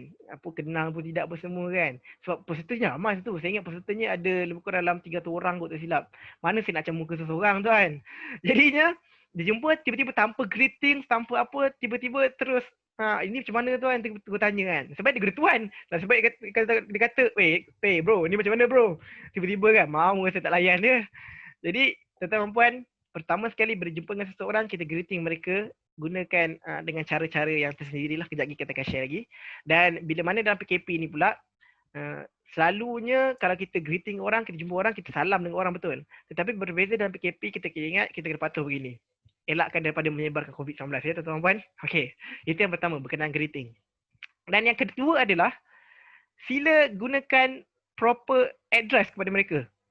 Bermaksud, bila kita nak panggil seseorang, kita panggil mengikut gelaran mereka sebenarnya. Contohlah, tiba-tiba dalam ni contohlah, kita ambil seorang, saya katakan, saya nampak siapa saya nampak ada Major Norzilah. Saya tak panggil Puan Norzilah ke apa, saya panggil Major Norzilah. Kita kena raikan dia punya address dia. Kalau mungkin di kalangan kita ni ada orangnya yang berpangkat doktor, maka kita kena panggil Dr. Rohana contohnya, Dr. Eva contohnya lah kan. Tahu amin, kita doa kan. Okay. Kita greeting mereka dengan title mereka. Sebab apa? Title tu bukan senang dapat tuan-tuan, Dr. PhD contohnya kan. Bukan senang dapat, susah dapat, kau tak bagi aku doktor kata kan. Jadi panggil mereka dengan proper address. Kecuali apabila mereka ni kata, tak payahlah panggil doktor, panggil je sayang. Contohnya jangan, tak adalah begitu kan. Kalau dia kata panggil je nama dia, contohlah nama dia adalah Irina contohnya. Dia adalah Dr. Irina. Maka dia kata tak payah panggil doktor, panggil Irina je. Okey, maka panggillah Irina. Sebabnya mereka lebih selesa dengan panggilan sebegitu. Okey? Itu yang kedua. Sila proper address mereka. Dan yang ketiga adalah, bila mana berjumpa dengan seseorang, ini bukanlah yang ada doktor ke, ada datuk ke, ada dating ke, tak ada. Kalaulah contohnya mereka ni ada nama yang panjang. Saya pernah ada seorang kawan, dan dia baru nak kahwin ni, saya ingat lagi, junior saya. Nama dia adalah My Yulia Vitri Nancy. Panjang tu kan. Jadi macam saya ni adalah orang yang mungkin dulu tu ada orang yang suka untuk mengingati nama sebenarnya. Dan bila mana berjumpa dengan orang yang nama-nama begini, dia agak sukar. Maka untuk mengingatkan nama mereka ini, maka nama asalnya adalah My Yulia Vitri Nancy, maka kita panggil dia My sahaja. Okey, jadi saya panggil My boleh, tanya kat dia. Atau contohlah mungkin daripada orang-orang yang non-Muslim dalam ni ada contoh kan, antara first name dengan second name kan, dia ada macam nama keluarga semua tu kan. Jadi sebab itulah cenderung kita panggil first name sebenarnya. Alright? Itu adalah berkenaan dengan panggilan nama lah. Yang ketiga, again tuan-tuan, yang pertama tadi adalah greeting, yang kedua adalah proper address, yang ketiga adalah panggil seseorang dengan nama pertama mereka. Dan yang keempat adalah, bila kita bercakap dengan seseorang, kita ni kenalah berikan sedikit komplimen kepada mereka, especially bila orang yang pertama kali kita jumpa. Dan kita nak jadi lebih rapat pada mereka, berikan komplimen dan berikan sedikit puji-pujian lah sebenarnya. Dan pujian-pujian ni pula perlu kita gunakan dengan nada-nada yang betul sebenarnya. Macam saya kata tadi, 38% daripada kumpulan kasih itu datangnya daripada cara kita mengatakan sesuatu. Sebab itulah, bila mana kita memberikan pujian-pujian ni, puji-pujian ni, perlulah kita gunakan nada yang betul. Kalau kita tak gunakan nada yang betul, takut nanti kan orang ingat kita peli pula. Contohlah kan, kita jumpa dengan ni. Kia. Lawa je tudung kau ni kan. Contoh dia kata macam tu. Kalau kita gunakan nada yang tepat, orang akan rasa macam, oh betul-betul dia puji aku ni. Contohnya kita kata, weh Kia, lawanya kau punya tudung ni, beli kat mana ni? Dia macam nampak nada excited. Tetapi bezanya kalau pula kita katakan komplimen tu dengan nada begini, Kia, kat mana kau beli tudung ni? Bila kita kata nada begitu, dia jadi macam nampak tak puas hati. So bila memuji seorang, gunakan dengan nada yang betul. InsyaAllah orang lain akan lebih memahami tuan-tuan dan puan sebenarnya. Alright. So itu adalah keempat. Dan yang kelima, this is important tuan-tuan dan puan, please write it down. Tolong tuliskan ni, ini adalah penting. Personal space. Ini adalah perkara yang kita kena jaga. Dan sebenarnya sebelum PKP pun sebenarnya kita memang kena jaga dah benda ni. Cuma sekarang ni kita waktu PKP ni, kita ada bonus lah. Sebab apa? Kita kena menjaga social distance kita. Dan secara khususnya berkenaan dengan social distance ni, personal space ni, kalau dalam body language ni kita ada panggil sebagai proxemics ataupun kita katakan ruang peribadi. Dan ruang peribadi ni sebenarnya dia ada beberapa zon. Di US sebenarnya kita ada 4 zon, tetapi ianya akan sedikit berbeza-beza mengikut negara. Dan kita di Malaysia, kita menggunakan 3 zon yang utama. Dan 3 zon kita ini adalah, yang pertama adalah zon intimate, yang kedua adalah zon personal, dan yang ketiga adalah zon social. Okey tuan-tuan.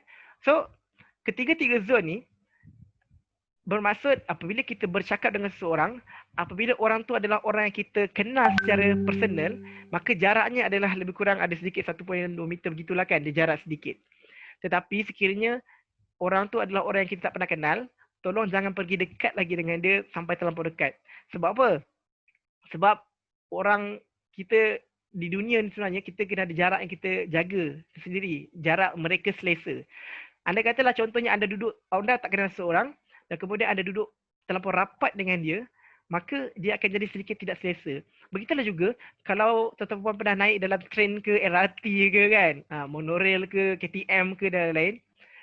Kalaulah ada ruang kat situ kan, ada ruang mungkin kursi ni banyak kosong, tuan-tuan memilih untuk tidak betul-betul duduk di sebelah seseorang.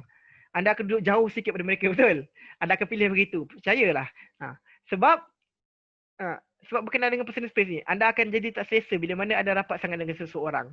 Begitulah juga bila mana orang lain, bila mereka ni terlampau rapat dengan anda pun akan jadi tak selesa. Mereka pun akan jadi tak selesa. Lainlah kalau keadaannya mungkin terpaksa ke kan. Kita tu dah padat, maka terpaksa duduk rapat-rapat kan. Terpaksa lah kan. Tapi rasa tak selesa. Okay. Itu adalah berkenaan dengan personal space. Dan yang keenam adalah berkenaan dengan memperkenalkan seseorang.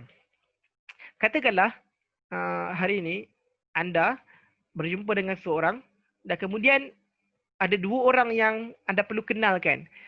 Tetapi persoalannya adalah di antara 2 orang ni, siapa orang yang anda perlu kenalkan terlebih dahulu? Adakah contohnya isteri anda berjumpa dengan bos anda? Siapa yang anda kenalkan dulu? Kena kenalkan isteri dulu ke kena kenalkan bos dulu? Okay. Saya kata bila berjumpa dengan bila berada dalam situasi begini, kita perlu tengok pada situasi. Contohnya, kalaulah tuan-tuan berada di office dan di office tersebut tuan-tuan kebetulan ada isteri tuan-tuan datang ke office dan berjumpa kebetulan terserempak dengan bos, maka di sini orang yang pertama yang anda perlu kenalkan adalah bos anda. Bermaksud kalau isteri anda datang ke office anda dan kemudian terserempak dengan bos anda perlu kenalkan bos anda terlebih dahulu. Jadi dia kata, okey yang inilah bos abang. Kita kena begitu. So maksud kita greeting bos kita lah, kita raikan bos kita bila mana kita berada di pejabat. Tetapi berbeza pula, sekiranya anda sedang keluar dengan isteri anda, contoh ini contoh situasi, dan anda pergi berjalan ke mall contohnya, dan bila berjalan mall, tiba-tiba pula terserempak pula dengan bos dekat luar kan. Jadi dalam situasi begini, orang yang utamanya adalah isteri anda. Jadi anda perlu perkenalkan isteri anda kepada bos anda. Jadi anda kata, bos, inilah isteri saya bos, yang saya selalu kata-kata yang cantik-cantik tu kan, contoh. Begitu. Kita perlu kenalkan seseorang, tengok pada situasi yang kena dan yang tepat dengan keadaan sebenarnya. Alright? Itu yang keenam. Okay, tuan-tuan, yang pertama tadi adalah apa? Greeting. Yang kedua adalah panggil dengan address yang proper, panggil dengan panggilan yang proper. Yang ketiga adalah panggil nama pertama. Keempat, puji seorang dengan nada yang betul. Kelima, hormati ruang peribadi mereka. Yang keenam, kenalkan cara untuk perkenalkan diri seseorang. Dan yang ketujuh, ini paling penting, business card. Okey, sekejap, mana business card saya? Tiba hilang pula. Okey, contohlah macam sekarang ni saya business card jauh pula cari. Tadi ada, hilang pula dah. Okey, contohlah tangan saya ni sekarang ni ada satu SIM card Unify lah. Saya ambil contoh, ini business card lah contohnya kan. Ada setengah business card yang dia punya tulisannya mengereng ke tepi macam ni. Okey, jadi bila nak bagi business card, pastikan bila anda bagi business card pada seseorang, bila bagi tu pastikan dia boleh terus baca dari business card tu. Maka kalau business card tu mengereng begini, tulisannya dibaca pada pandangan sini, bagikan sebegini dan bagi dua tangan. Okey tuan, ini business card saya, bagi dua tangan. Dan sekiranya business card tu dia adalah berbentuk begini, maksudnya menegak, maka bagilah menegak begini dan pastikan bila bagi dia boleh terus baca. Ini tidak kadang tuan-tuan, saya banyak pengalaman dulu, klien-klien lah banyak ni kan. Dia bagi, okay, this is my card. Kan, orang HR bagi macam tu kan, saya pelik betul. HR manager, training kan. Dia bagi business card, lepas saya pula kena, pusing-pusing ni, macam mana ni baca ni. Jadi dia akan memberikan, nampak tak proper lah situ sebenarnya tuan-tuan. So, bila bagi business card, bagi dua tangan, dan pastikan bila bagi, pastikan dia boleh terus baca. Itu yang penting sebenarnya. Sebab kita nak buang masa orang. Kita nak orang cepat kenal kita dan kita pun nak cepat dengan semua perkara. Tak naklah dia kena pusing menyusahkan. Kalau kita pusing tu lah kadang-kadang bila jadinya situasi begitu, orang dah terus okey dia ambil tu simpan poket je, tak tengok dah. Balik rumah dah itu hilang dah. Rugi tuan-tuan. Buat business card kita kena bayar lagi kan. Walaupun company yang sponsor kan. Alright. Itu ada ketujuh berkenaan dengan business card. Dan yang ke-8 sebenarnya ada tuan-tuan. Dalam kita bersosial ni kita tak dapat nak elakkan berkenaan dengan macam mana bila mana kita ni tak buat apa-apa pun orang akan kritik juga sebenarnya. Dan lagi-lagi bila kita buat salah, lagilah orang kritik sebenarnya. Tetapi yang paling penting adalah macam mana kita nak handle orang kritik kita. Dia ada beberapa seni lah di sini sebenarnya kan.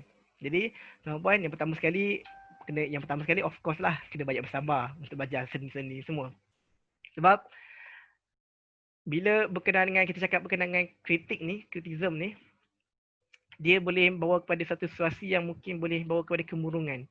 Bila mana jadi kemurungan ni boleh jadi juga pada situasi jadilah situasi apa, bunuh diri lah dan lain-lain kan. Benda-benda tu sangat bahaya sebenarnya. Okay. So cukup sekadar kalau tuan-tuan puan, ini adalah seni untuk kita handle kritisism supaya benda tu juga tak jadi lebih panjang. Okay. Caranya adalah dengan kita katakan contohlah ada orang kata aku rasa kau ni tak berapa nak okey lah lahan ni macam ni kan. Oh ya ke? Okey, terima kasih sebab tegur. Terima kasih dengan dia, kita raikan dia berjumpa. Sebab kadang walaupun mereka ni nampak macam dia kritik, tetapi ada setengah kritik tu dia berniat baik sebenarnya. Dia untuk improvement diri sendiri. Jadi katakan dia terima kasih. Okey, tetapi sekiranya tuan-puan kita rasa macam tak puas hati lagi dia kita dah kata terima kasih, dia kritik kita lagi, kritik kan. Jadi kita pun kata menarik tu. Kalau dia kata lagi okey, menarik tu sampai dia diam.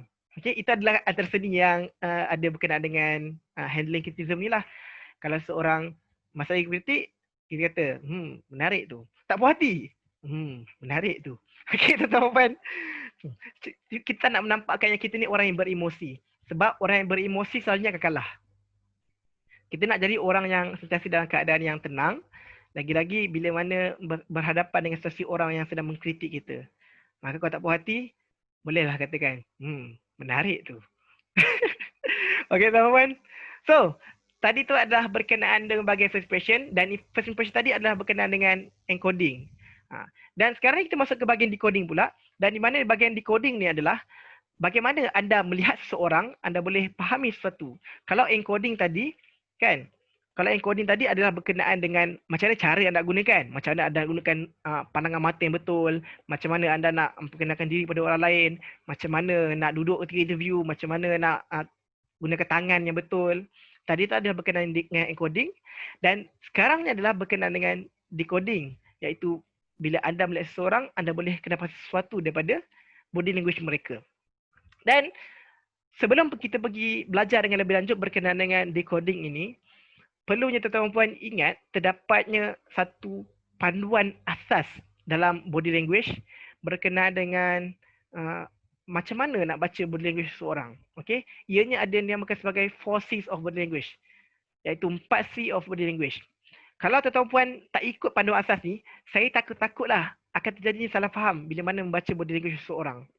Jadi, tuan-tuan dan puan perlulah baca mengikut panduan yang saya berikan ni. Kalau tuan-tuan dan puan terlepas satu je panduan ni, berkemungkinan besar apa yang tuan-tuan dan puan baca body language seseorang tu mungkin akan jadi salah. Kita tak nak benda tu. Kita tak nak jadi assumption dan kita tak nak jadi fitnah. Takut-takut dia kalau jadi fitnah, dosa besar kita tuan-tuan dan puan. So, sebelum baca bahasa badan seseorang, kena fahami dan kena perhatikan panduan ni terlebih dahulu. Apa benda 4C of body language ni? Apa benda 4Cs of body language ni? Jom kita tengok. Yang pertama sekali adalah bacaan secara kontekstual ataupun bacaan secara konteks. Maksudnya bacaan secara menyeluruh. Kalau contoh kita tengok gambar di hadapan ni, lelaki ni, dia kalau orang yang tak baca body language mungkin dia akan kata, okey, lelaki ni mungkin ni kot macam nampak tengok macam sedih je kan. Macam bawa gaduh dengan isteri je kan. Alright. So, berdasarkan gambar di hadapan ni, orang-orang yang tahu berkenaan dengan bacaan kontekstual, kita perlu melihat bacaan sekeliling. Kita kena melihat keadaan sekeliling lelaki dalam gambar ni. Keadaannya sekarang ni adalah lelaki ini berada di dalam di luar rumah dan kemudian dia adalah di luar negara dan berkemungkinan besar situasinya adalah di luar negara ni keadaannya adalah sejuk. Dan disebabkan merasa sejuk, dia membengkokkan badan, dia peluk badan begitu. Okey, itu boleh jadi antara satu-satu cara lah apabila kita membaca dengan bacaan kontekstual atau bacaan secara sekeliling. Okey, perlu kita tengok sekeliling macam mana dulu. Kalau contohnya nak pergi interview contohnya, tengok dulu macam mana bilik interview tu. Adakah bilik interview tu ada aircon ataupun tak ada aircon, panas, peluh-peluh. Kalau orang tu garu-garu ke, maksudnya dia tengah panas, bukannya maksud dia gatal ke apa, tidak. Sebab itulah kita kena tengok dulu keadaan sekeliling. Baca dulu keadaan menyeluruhnya. Ataupun mungkin tuan-tuan puan ni adalah seorang panel penemuduga, tiba tuan-tuan puan buat video call begini, lepas ada seorang mamat ni kan, dia interview, dia nampak dekat tengah-tengah sawah padi. Dekat tengah-tengah panas. Lepas tu nampak dia selalu lak-lak macam ni kan. Jadi kita rasa tak selesa. Jadi kita kena fahami bahawasanya situasi lelaki tu tadi, dia berada di tempat panas. Jadi memang akan perlunya akan sesi keluar. Jadi sebelum baca bahasa badan orang, kena pasti terlebih dahulu macam mana keadaan sekeliling seseorang. Kata kuncinya adalah keadaan sekeliling itu sebenarnya. Okey tuan-tuan. So, 4C yang kedua. C yang kedua adalah bacaan berisi tempat ataupun culture. Culture kita berbeza-beza tuan-tuan. Body language kita di Malaysia mungkin ada slightly different daripada luar negara. Sebab itulah kalau mungkin tuan-tuan Google ke apa berkenaan dengan body language kan. Tengok ada video ni cakap pasal ni. Ada video ni cakap macam ni. Dia macam bercanggah lain-lain tau. Sebenarnya tuan-tuan, apa yang mereka cakap itu mungkin tidak salah. Dia betul. Tetapi ianya betul di konteks negara masing-masing. Macam gambar di hadapan sekarang ni saya tunjukkan ni. Mungkin perbezaan jurang budaya di antara contohnya kita ambil negara Jepun dengan negara di Eropah. Kita ambil contohlah ambil USA. Orang Jepun dia greeting dengan dia tundukkan badan. Berbeza pula dengan orang Eropah dan kita di Malaysia pun kita berjumpa dengan seseorang kita akan salam. Jadi sebelum kita baca body language seseorang kita kena kenal pasti macam mana budaya mereka ni. Sebab macam contohnya kita di Malaysia, kalau kita ini tandanya apa? Ini tanda good tu tuan-tuan. Tetapi berbeza di setengah negara, ini adalah tanda mencarut tuan-tuan. So jangan buat benda ni banyak sangat kat orang negara. Tengok pada budaya mereka terlebih dahulu. Okey? Anda kata tuan-tuan bekerja di tempat kilang Jepun kan, kena pasti macam mana budaya sebelum baca body language mereka terlebih dahulu.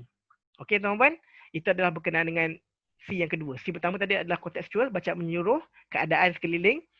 Dan C yang kedua adalah cultural, mengenai bacaan budaya setempat. Dan C yang ketiga adalah berkenaan dengan bacaan cluster atau bacaan secara menyeluruh. Bacaan secara menyeluruh ni bermaksud bila nak baca body language seseorang, kita perlu baca semua tanda-tanda ataupun cue-cue yang kita boleh nampak ataupun dari satu sebagai hotspot lah. Macam ada signal-signal kan. Contohnya gambar di hadapan ni, okey, dia ada 3 tanda yang saya nak highlight lah. Sebenarnya banyak lagi lain kita boleh highlight. Cuma 3 tanda yang saya nak highlight terlebih dahulu untuk bantu kefahaman tuan-tuan puan. Nak kata baca bahasa badan orang tu, kena baca seluruh pergerakan mereka, tak boleh bergantung pada satu signal sahaja. Di sini terdapat 3 signal utama, iaitu yang pertama di bahagian ni, di garu telinga begini. Kalau orang yang baca secara individu, dia tak baca secara menyeluruh, dia akan kata, okey, ini nampak dia ni tak suka dengar apa yang orang tu cakap. Itu kalau baca secara ini saja. Tetapi dia ada signal yang kedua. Signal kedua tu letak tangannya berada dalam poket. Tangan dalam poket bermaksud maksudnya adalah mereka ni sedang menyembunyikan sesuatu. Dan berbeza pula kita tengok tanda yang ketiga di bahagian kaki, kaki dia menunjukkan ke arah lain. Dia tidak menunjukkan ke arah anda. Bermaksud kalau kita rumuskan semuanya body language mereka ini, kita dapat kena pasti bahawasanya okey, orang yang baju kelabu ni dia tengah berjumpa seorang, bercakap dengan seorang, dan kemudian ada perkara yang mungkin orang tu cakap dan dia tak suka nak dengar. Dan kemudian dia buat telinga macam ni. Dan kemudian mungkin sebabkan perkara orang tu adalah perkara yang orang tu cakap adalah perkara yang dia tak suka, maka dia letakkan tangan dia dalam poket. Dan kemudian apabila dia letak tangan poket dan dia tak suka dengan conversation tu, dia rasa nak keluar daripada conversation tu. Itulah yang bermaksud kepada tanda kaki tu tadi sebenarnya. Dia nak berambus pada conversation tu.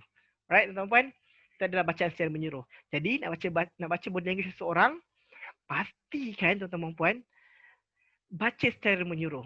Jangan tengok orang tu gahu hidung sikit, okey dah kata, oh ini menipu ni kan. Tak baik tuan-tuan. Dia takut jadi fitnah, jadi dosa, jadi assumption. Okey? Itu adalah berkenaan dengan bacaan kluster.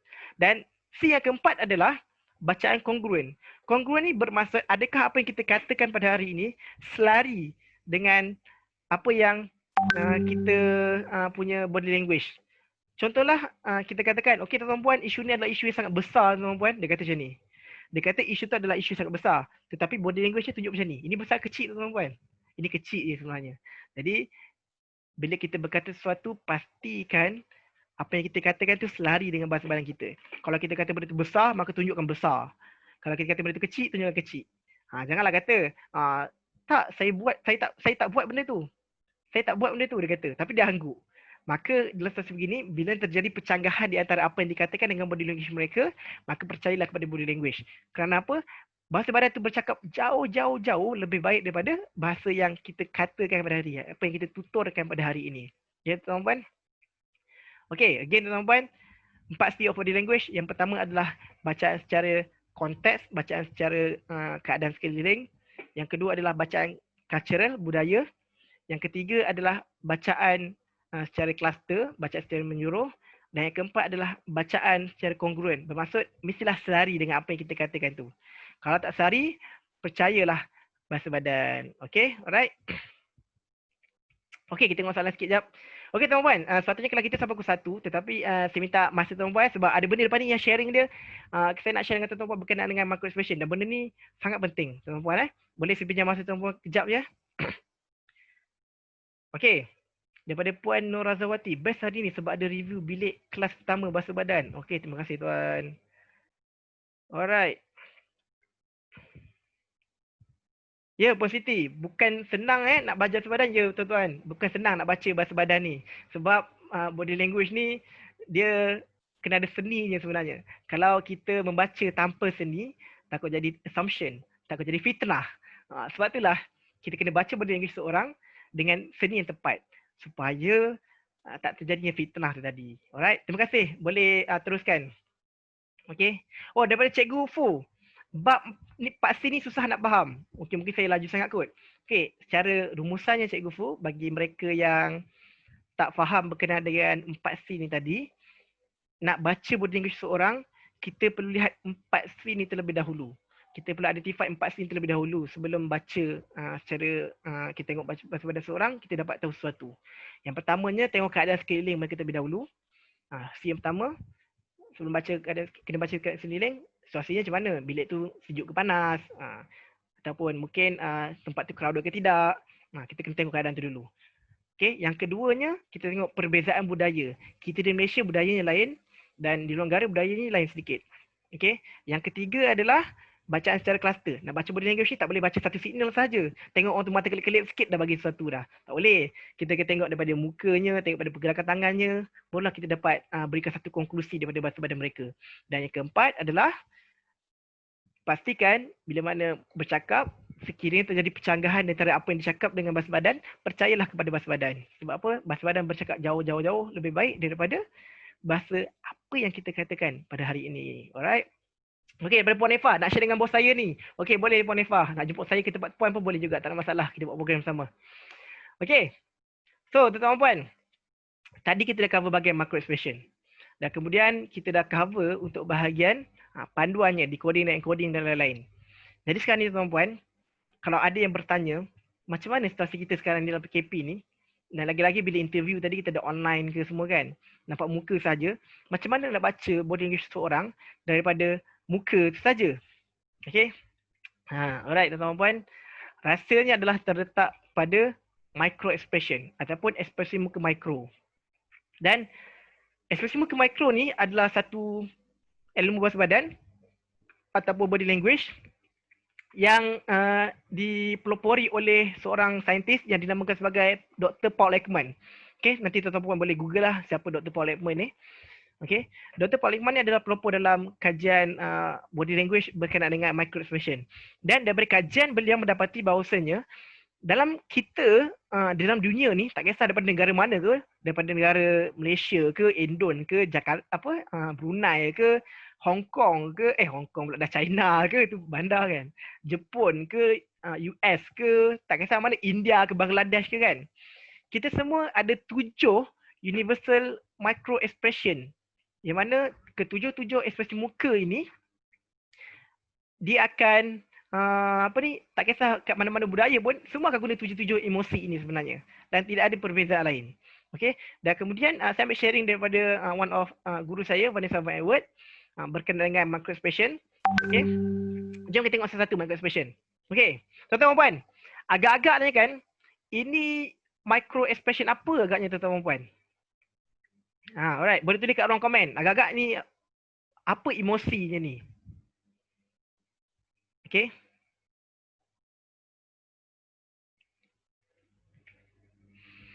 Okay, boleh tulis kat ruang komen. Okay, terima kasih Cikgu Fu Waichu. Emosi suka dia kata. Alright, terima kasih. Amazing Cikgu Fu. Okay, daripada Puan Eva, ceria. Terima kasih Puan Eva. Terbaik. Okay, tuan-tuan puan, daripada gambar di depan ni, okay, terima kasih Tuan Bukhari, Tuan Naif. Okay. Daripada gambar di hadapan ni, ini adalah micro expression yang bermaksud emosi happy. Bagaimana nak kena pasti seorang tu happy ataupun tidak adalah, di sinilah ada seni untuk kita melihat sama ada seorang itu memberikan senyuman yang ikhlas ataupun senyuman yang tidak ikhlas. Apabila seorang itu memberikan senyuman yang ikhlas, okay tuan-tuan puan, terdapat 2 otot yang mengawal muka mereka. Dan otot ni kalau bahasa saintifiknya lah kan, kita nak share dengan tuan-tuan puan, bahasa saintifik dia adalah orbicularis oculi dan juga zygomatic. Tetapi bahasa mudahnya untuk share dengan tuan-tuan puan, otot yang pertama yang kita kawal di muka kita adalah otot kiri dan kanan di mulut kita ini. Okay. Otot ini kita boleh kawal. Bermaksud kalau kita nak senyum yang dibuat-buat pun kita kena gerakkan mulut sini saja. Okay. Tetapi berbeza apabila seseorang itu memberikan senyuman yang ikhlas. Bila dia senyum tu senyum betul-betul yang gembira betul-betul lah, happy betul-betul, ikhlas, terdapat sedikit kedutan di bahagian tepi mata dia ni. Dia terdapat sedikit crowfeet ataupun tapak kaki gebung gagak ke macam tu lah, lebih kurang kan. Okay. Kalau orang tu senyum biasa je begini, ni senyum dibuat-buat, senyum kurang busuk nama dia kan. Tapi kalau senyum dia ikhlas, dia akan senyum begini dan mata dia akan sedikit sepat dan terdapat sedikit kedutan di tepi mata mereka. Okay, mungkin saya tak nampak sangat kot kat sini kan. Okay, terdapat sedikit kedutan di tepi mata mereka. Alright, terangkan sikit. Kedutan di tepi mata. Okay tuan-tuan, itu adalah yang pertama. Okay, ada soalan. Daripada Puan Nur Azawati Abu Bakar, ulang balik, tak clear please. Okey, baik Puan, ini adalah ekspresi muka mikro bagi gembira. Apabila seseorang tu senyum yang dibuat-buat, senyum yang fake, mereka akan senyum, dia akan mengenal otot di sini, mereka akan senyum begini. Tetapi bila mana seseorang itu memberikan senyuman yang ikhlas dan senyuman tu boleh mampu dirasai oleh seseorang, dia akan senyum ikhlas, dia akan senyum begini, dan kemudian tepi mata beliau juga akan ada sedikit kedutan. Dan matanya selalunya akan sedikit sepet lah. Alright, bila seseorang senyum begini, ini adalah senyuman yang real. Tetapi bila senyum begini, ini senyuman fake lah, senyuman yang dibuat-buat. Okay, kita tunjuk video lah contoh. Alright. Okey. Sinilah kita dapat lihat perbezaan di antara senyuman yang real dan juga senyuman yang fake. Okey. Nampak tak dari segi matanya? Tengok mata mereka macam mana berbeza. Satu, dia ada nampak kedutan sedikit di tepi mata mereka. Beliau, dan satu lagi tak nampak kedutan di mata. Hanya senyum dibuat di bibir sahaja. Alright. Itu adalah yang pertama. Senyuman happiness. Dan yang kedua. Agak-agak ni ekspresi muka apa ya tuan-tuan dan puan? Okey, boleh tulis kat ruang komen.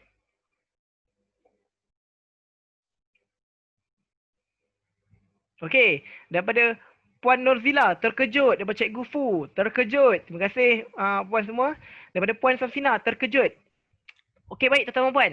Yang sebenarnya, kita jangan confuse di antara emosi terkejut dengan emosi takut. Dan sebenarnya, gambar yang saya tunjukkan di hadapan ni adalah emosi takut sebenarnya tuan-tuan dan puan. Sebab apa saya kata ini adalah emosi takut? Sebab perbezaan dengan terkejut, kejap lagi kita akan tengoklah emosi terkejut macam mana. Takut ni, apabila seseorang buat ekspresi muka takut, kalau kita tengok dekat bahagian dahinya kan ada sikit kedutan kan. Bagi mereka yang ada kedutan, nampaklah benda ni. Kedutannya tu, dia tidak akan straight. Tetapi kedutan tu dia akan sedikit berombak sikit tu. Macam tengok dalam gambar ni lah. Dia akan sedikit berombak.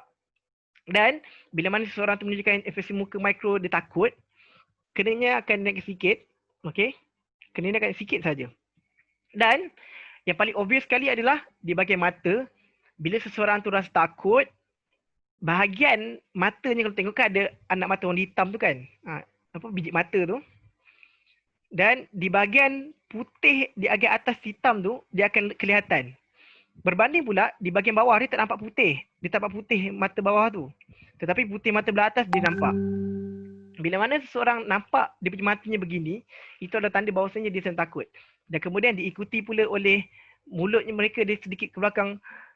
Kalau terkejut, dia besar lagi. Tetapi terkejut ni dia terbuka sedikit. Dan kemudian mata dia pun alright. Okay, itu adalah emosi takut. Kita tengok video tuan-tuan. Okay, baik nampak. Bahagian matanya, bahagian putih sebelah atas yang nampak.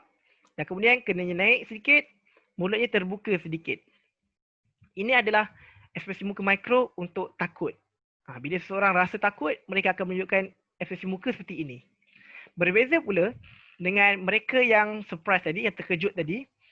Bila seseorang tu terkejut, emosi muka mereka ini adalah yang pertama, keningnya akan terangkat sedikit dan kedutan di dahi tu, dia berada satu line straight. Dia bukannya beka-beka macam tadi berombak kan. Macam ni dia straight. Ya tuan-tuan. Bila straight, ya tuan, dan dapat nampak pula matanya terbuka luas, tetapi berbeza pada kali ini adalah putih matanya nampak di sebelah atas dan juga di sebelah bawah. Okey. Bila mana mata putihnya nampak di sebelah atas dan sebelah bawah pun nampak bahagian putihnya di antara kedua-dua, di antara hitam ni, biji mata hitam ni, atas dan bawah putih ni kelihatan.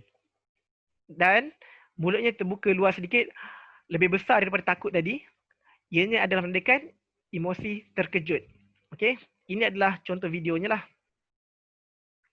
Okey, nampak macam mana kenanya terangkat, mulutnya terbuka dan kemudian matanya adalah signal dia.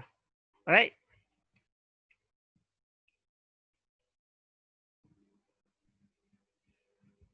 Ini adalah terkejut. Berbeza dengan tadi tu ada takut, ini adalah terkejut. Alright. Dan macam mana pula dengan ekspresi muka mikro yang ini? Agak-agak tuan lah kan. Agaknya apa emosi muka mikro ni dekat depan ni? Alright. Okey, terima kasih Puan Nur Razawati, Puan Samsina, Puan Asnia, Tuan Bukhari, Puan Nurzila. Geram, marah. Ya tuan-tuan dan puan, ini adalah ekspresi muka mikro yang menandakan marah. Okey, dan marah ni dia cukup senang saja untuk identify. Di mana bila seseorang tu marah, yang pertama sekali tengok bahagian keningnya. Keningnya kedua-dua akan dirapatkan begini. Dan bila keningnya dirapatkan ke dalam, secara automatik terdapat satu kedutan, wrinkles di sini. Terdapat satu kedutan di tengah-tengah dahi ni, di antara kening kita kiri dan kanan. Dan bila seseorang tu berada di keadaan marah begini, antara tanda lainnya adalah mulut mereka akan sedikit diketapkan. Dan bila mana sesuatu marah, kalau kita tengok betul-betul dia marah, di bahagian ni dagu mereka ini akan sedikit macam ada sedikit kedutan dan dia ke depan sedikit. Okay. Alright. Kita tengok videonya.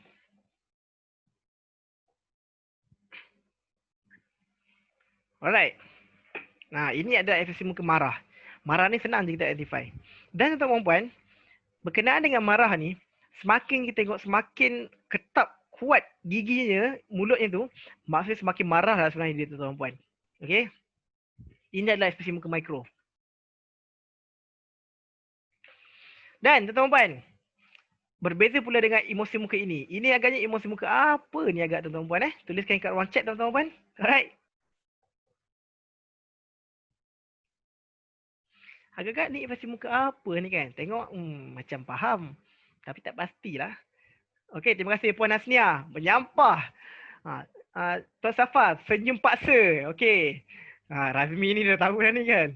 Ni staff saya jawab, staff jangan jawab Okey. Asus, muka tak puas hati. Tuan Eva, meluat. Puan Norazawati, Findel. Puan Rosmalili, Puan Liz, Merk. Tuan Bukhari tak kena lempang. Oi, baca bertahan macam-macam ayat saya dengar hari ni Twismal daripada Puan Nazila, Puan Lili mencemik, Puan Rosnah menyampah bosan. Okey tuan-tuan, ini adalah satu ekspresi muka mikro yang diberi nama sebagai contempt ataupun ada yang kata ini nama dia sebagai smirk. Okey. Dan ekspresi muka mikro ni sebenarnya kita elakkanlah daripada buat. Sebab apa? Bila seorang buat ekspresi muka begini, ianya menandakan bahawasanya mereka ini berada dalam satu keadaan yang ego ataupun memandang rendah terhadap seseorang. Okay. Bila tengok seorang, tak kisahlah mereka ni senyum kiri dia lagi tinggi ke, kanan lagi tinggi ke, begini ke kan, atau mungkin begini ke kan. Bila salah satunya naik lebih tinggi daripada sebelah satu lagi, ianya adalah satu isyarat ekspresi muka mikro contempt. Alright. Ataupun ekspresi muka mikro yang menandakan, okey, iyalah mamak ni, nyampahlah aku dengar ni, iyalah tu. Ego, maksudnya bangga diri, riak, takbur, itulah antara yang adalah. Dan bila mana seseorang buat ekspresi muka begini, bila mana mulutnya begitu, kiri macam ni kan. Dan kemudian ditambahkan lagi apabila badan mereka mula-mula nampak begini. Tiba-tiba badan mereka ke belakang sedikit. Right, belakang sikit, lepas tu buat semua, yalah tu mamak ni sembang lebih kan. Contohnya. Jadi itu adalah menandakan bahawasanya ekspresi muka mikro ini sedang digunakan. Dan saya teringat lagi dulu dalam satu, saya tak ingat pertandingan apa, pertandingan motivator tak silap. Pada tahun 2017 ke 2018 saya tak ingat lah. Tetapi di UTHM ada satu pertandingan, nama dia pertandingan IMAC. Dan selepas pertandingan tu ada seorang lelaki ni dia berjumpa dengan juri.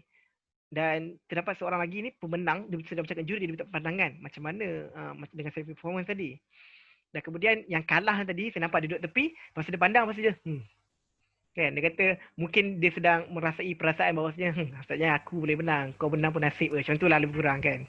Ini adalah kisah benar tuan-tuan. Saya sih benar merasai benda ni. Okey. Videonya macam mana? Contempt ni jom kita tengok. Nampak? Mulutnya tu. Jahit mulut dia ni kan. Okey, ini adalah contempt ataupun smirk. Dan berbeza pula macam mana cara untuk kita kawal orang-orang yang punya senyuman begini. Sebab orang yang buat senyuman begini kita tahu bahawasanya mereka ni ada satu yang mereka tak puas hati dengan kita. Jadi caranya adalah anda kata anda semua adalah cikgu-cikgu yang sedang mengajar, nampak murid-murid buat begitu, maka kita boleh berikan maklumat yang lebih lanjut kepada dia. Okey. Dan antara cara lainnya adalah kita bina repo yang lebih banyak bersama mereka. Bagi mereka tak faham repo tu apa, repo tu adalah maksudnya kita kena bina hubungan yang lebih baik dengan mereka. Right? Sebab sebelum apa pun kita kena buat repo terlebih dahulu. Kalau repo kita tak buat, masya-Allah, macam-macam boleh jadi sebenarnya tuan-tuan.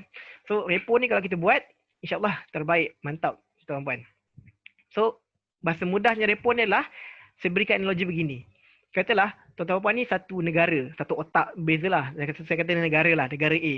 Dan mungkin dia ada seorang lain ni adalah berada di negara B. Otak B. Kan. Bila seseorang berjumpa, negara A dengan negara B ni berjumpa, orang A ni mungkin tahu sesuatu pada anda dan mungkin orang B anda pun nak tahu sesuatu yang lebih daripada dia. Tetapi nak jadikan kita ni lebih rapat dan lebih mudah untuk berkomunikasi, kita kena bina hubungan yang baik dulu. Dan bina hubungan baik tu di antara dua negara ni, kita kena bina jabatan terlebih dahulu. So bilanya ada jabatan, contohlah negara A ni dia ada supply banyak, dia ada banyak daging. Yang negara B ni pula banyak sayuran. So kita nak export. Kita nak bina hubungan baik dengan kita bina jabatan supaya kita boleh saling bertukar maklumat. Kita boleh saling berkomunikasi dengan dua hala dengan baik. Kita kena bina jabatan. Dan bila ada jabatan, senanglah untuk kita berkomunikasi sebenarnya tuan-puan. Sebab itulah bina repo tu sangat penting sebenarnya lah tuan-puan. Kalau perasan sebenarnya tuan-puan, Tuan Razmi memang pada awal tadi bina repo dengan tuan-puan secara online. Online ni berbeza sedikit. Dia panggil nama semua tu kan. Itu sebenarnya untuk bina repo. Terima kasih tuan daripada Perlis, saya daripada Kedah, semua tu kan. Itu bina repo sebenarnya. Okay. So, yang seterusnya, emosi muka ni, agak-agak emosi muka ni apa tuan-puan? Sila tulis kat ruang komen. Okey, soalan daripada Puan Rosma Lili. Kalau kita yang dapat pandangan ni, what is the appropriate response? What should we show and say? Okey, Puan, macam saya katakan tadi, buatlah macam yang saya terangkan ni tadi. Okey? Macam mana cara handle dia? Buat repo dengan lebih baik dengan mereka dan tanya mereka, kenapa buat muka macam tu Ada apa-apa yang nak cakap dengan saya ke? Tanya dekat dia. Alright, sebab kita kena ingat kalau mungkin ada kaunselor-kaunselor ke dalam ni kan, apa yang klien kita cakap tu adalah perkara yang betul. Jadi apa-apa kena tanya terlebih dahulu. Okey, ini agaknya emosi apa agaknya tuan-tuan dan puan-puan? Right. Boleh tulis kat ruang komen. Kalau tengok muka ni, agak apa muka orang ni buat ni kan? Hidung dia terkemek kan? Alright, ada orang tak ada orang ni? Dah hilang dah semua, dah tengah hari dah. Okey, terima kasih. Muka tak percaya, menyampah, muka pelik, jelek dan lain-lain. Okey tuan-tuan, ini adalah ekspresi muka mikro yang menandakan mereka ini geli sebenarnya tuan-tuan ataupun disgust. Okey. Contohlah, ada dalam ni mungkin ada orang yang tak makan durian. Bila mana dia bawa durian, apa ni? Bawa apa ni? Busuk lah kan contohnya. Contoh, rugi tak makan durian tuan-tuan. Okey. Caranya bila tengok seorang ni, dia geli dengan seorang, geli ni pun berjadi pelbagai maksud. Dia boleh jadi mereka ini geli dengan, mungkin tak geli dengan tengok pemakaian anda macam sakai, selekeh kan. Sebab tu dia tu Nasrullah bantu anda. Mungkin nampak dia ni macam, dia ni macam janggut pun tak kerti nak cukur kan. Bulu hidung terkeluar contohnya kan. Contoh. So, bila terpaparnya ekspresi muka begini, geli ni, bagaimana mereka buat mimik muka mereka adalah hidung mereka akan sikit ringkes begini. Okay, dia akan naik ke atas, bibir sini naik dan kemudian ringkes. Dan selalunya, bila mana orang tu geli, mulut mereka akan nampak gigi sebelah atas. Busuknya. Gitulah kan. Alright.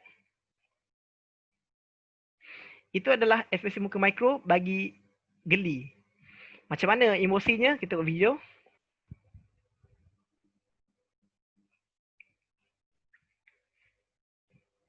Alright, ini adalah geli.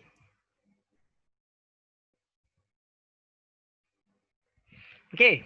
Dan berbeza pula dengan ini tuan-tuan. Agak-agak ini emosi apa ya? Sila tulis di ruang komen. Agak-agak lah, ini emosi apa agak ini Tengok macam biasa jumpa. Tapi agaknya apa Yes, Puan Hasnia, boring, sedih. Okey, ada lagi. Merajuk. Macam-macam kan tuan-tuan. Okey tuan-tuan, ini adalah ekspresi muka mikro bagi sedih. Dan sedih ni pun senang je kita nak identify. Bila mana seseorang tu sedih, maka kening mereka akan ternaik sikit dan kemudian dia akan terdapat sedikit sahaja. Okey. Dan kemudian yang keduanya, mata mereka akan sedikit nampak macam jatuh sedikit. Kalau tuan-tuan lihat mata lelaki ni lah, especially kan dalam gambar ni, dia nampak sedikit jatuh. Di mana dia buat mata begitu, nampaklah sedihnya kan. Dan kita di Malaysia ni especially kadang-kadang dia tak nampak sangat dari segi mulutnya tu. Kadang kita nampak dari segi matanya lah yang lebih obvious di Malaysia. Okay. Kalau ada orang tu sedih, kita akan nampaklah mulutnya nampak dia akan muncul ke bawah kan. Okay. Dia akan sikit keluar dan kemudian bibirnya akan sikit jatuh. ke bawah kiri dan kanan. Okey tuan-tuan. Ini adalah ekspresi muka makro bagi sedih. Videonya begini.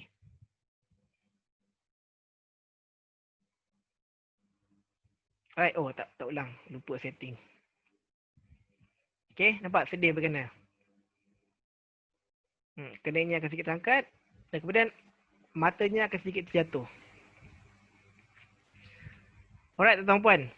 Jadi secara konklusinya untuk ketujuh-tujuh micro expression ni tadi, kita ada 7 micro expression. Yang pertamanya happy, yang kedua fear, ketiga surprise, keempat anger, kelima contempt, keenam disgust, yang ketujuh sadness.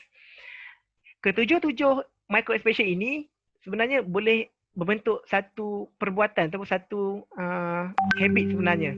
Sebab bila kita tengok seseorang tu bukannya happy, bermaksud sifat mereka ni sedang menerima kita, mereka ni sedang mempercayai kita. Tetapi sekiranya kita nampak seseorang tu menunjukkan micro expression takut, maka ianya boleh menandakan bahawa mereka ni sedang berada dalam keadaan cemas, bimbang dan lain-lain lah. Begitu juga dengan surprise, mereka ni boleh membawa maksud mereka ni teruja. Tetapi juga boleh membawa maksud yang mereka ini sebenarnya sedang keliru dengan apa yang sedang anda katakan. Dan anger, of course lah, mereka ni boleh jadi kecewa dengan anda dan lain-lain. Contempt, smirk tadi boleh jadi riak, bangga diri. Geli boleh membuat sifat tidak menerima.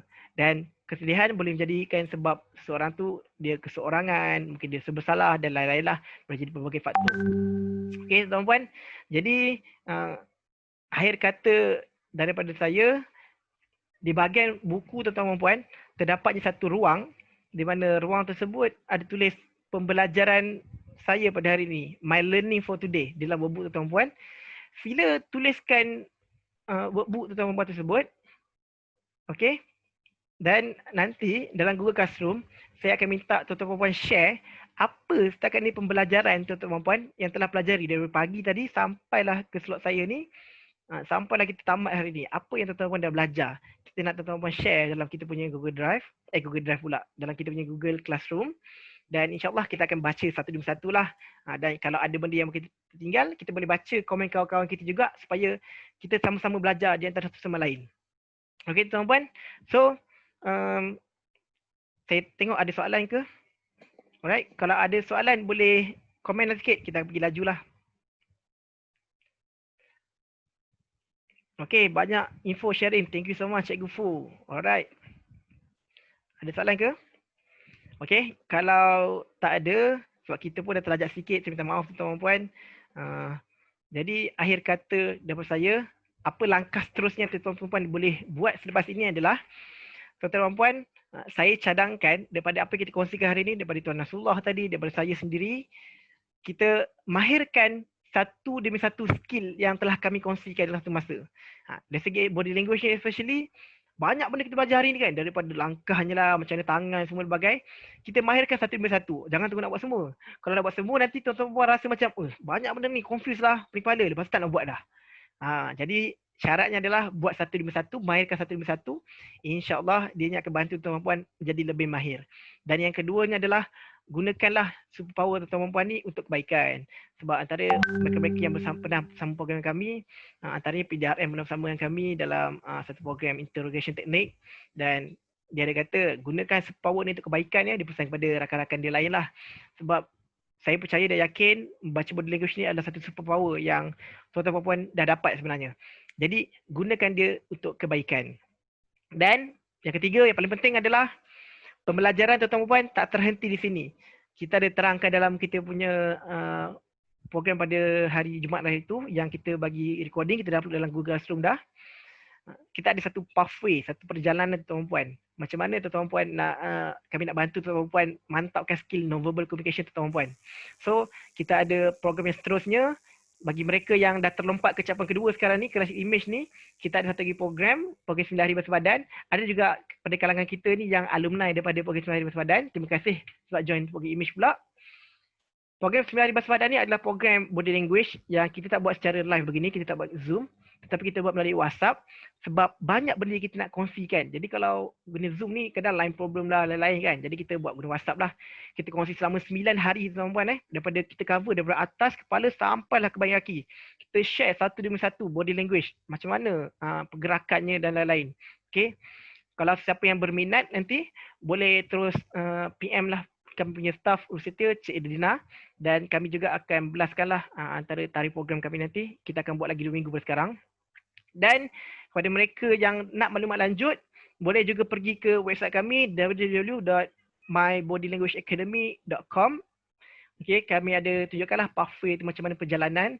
Dan kalau tuan-tuan puan nak join program persijilan kita, kita juga ada buat program persijilan pada akhir bulan 7 ni. Setakat ni dah ada orang daftar, saya tak ingat dah. Daripada batch 9 hari bahasa badan hari tu. Kepada mereka yang betul-betul nak serius dalam belajar body language ni, saya sangat mencadangkan tuan-tuan puan dapat join kita punya program persijilan lah. Dan kalau tak join program persijilan pun, marilah join program 9 hari bahasa badan. Okey, insyaAllah 9 hari bahasa badan ni 9 hari dengan hanya bermodalkan RM10 sahaja, tuan-tuan puan belajar banyak perkara. Percayalah cakap saya. Okey, so sebelum saya akhiri, saya juga ada buat program-program, saya juga tawarkan program-program secara online dan juga program depan pun sekarang dah ada dah. Kita terbuka kepada tajuk-tajuk kita tawarkan. Boleh cek website dan juga boleh cek poster kami ni lah. Seandainya tuan-tuan puan nak jemput saya untuk buat, mungkin cikgu-cikgu nak sebut saya sebagai ladap di tempat cikgu ke, boleh kita buat. InsyaAllah tak ada masalah. Ataupun tajuk-tajuk lain kita boleh bincang lah sebenarnya kan. Dan antara yang tajuk yang kami tawarkan di Body Language Academy adalah seperti dalam poster di hadapan ni.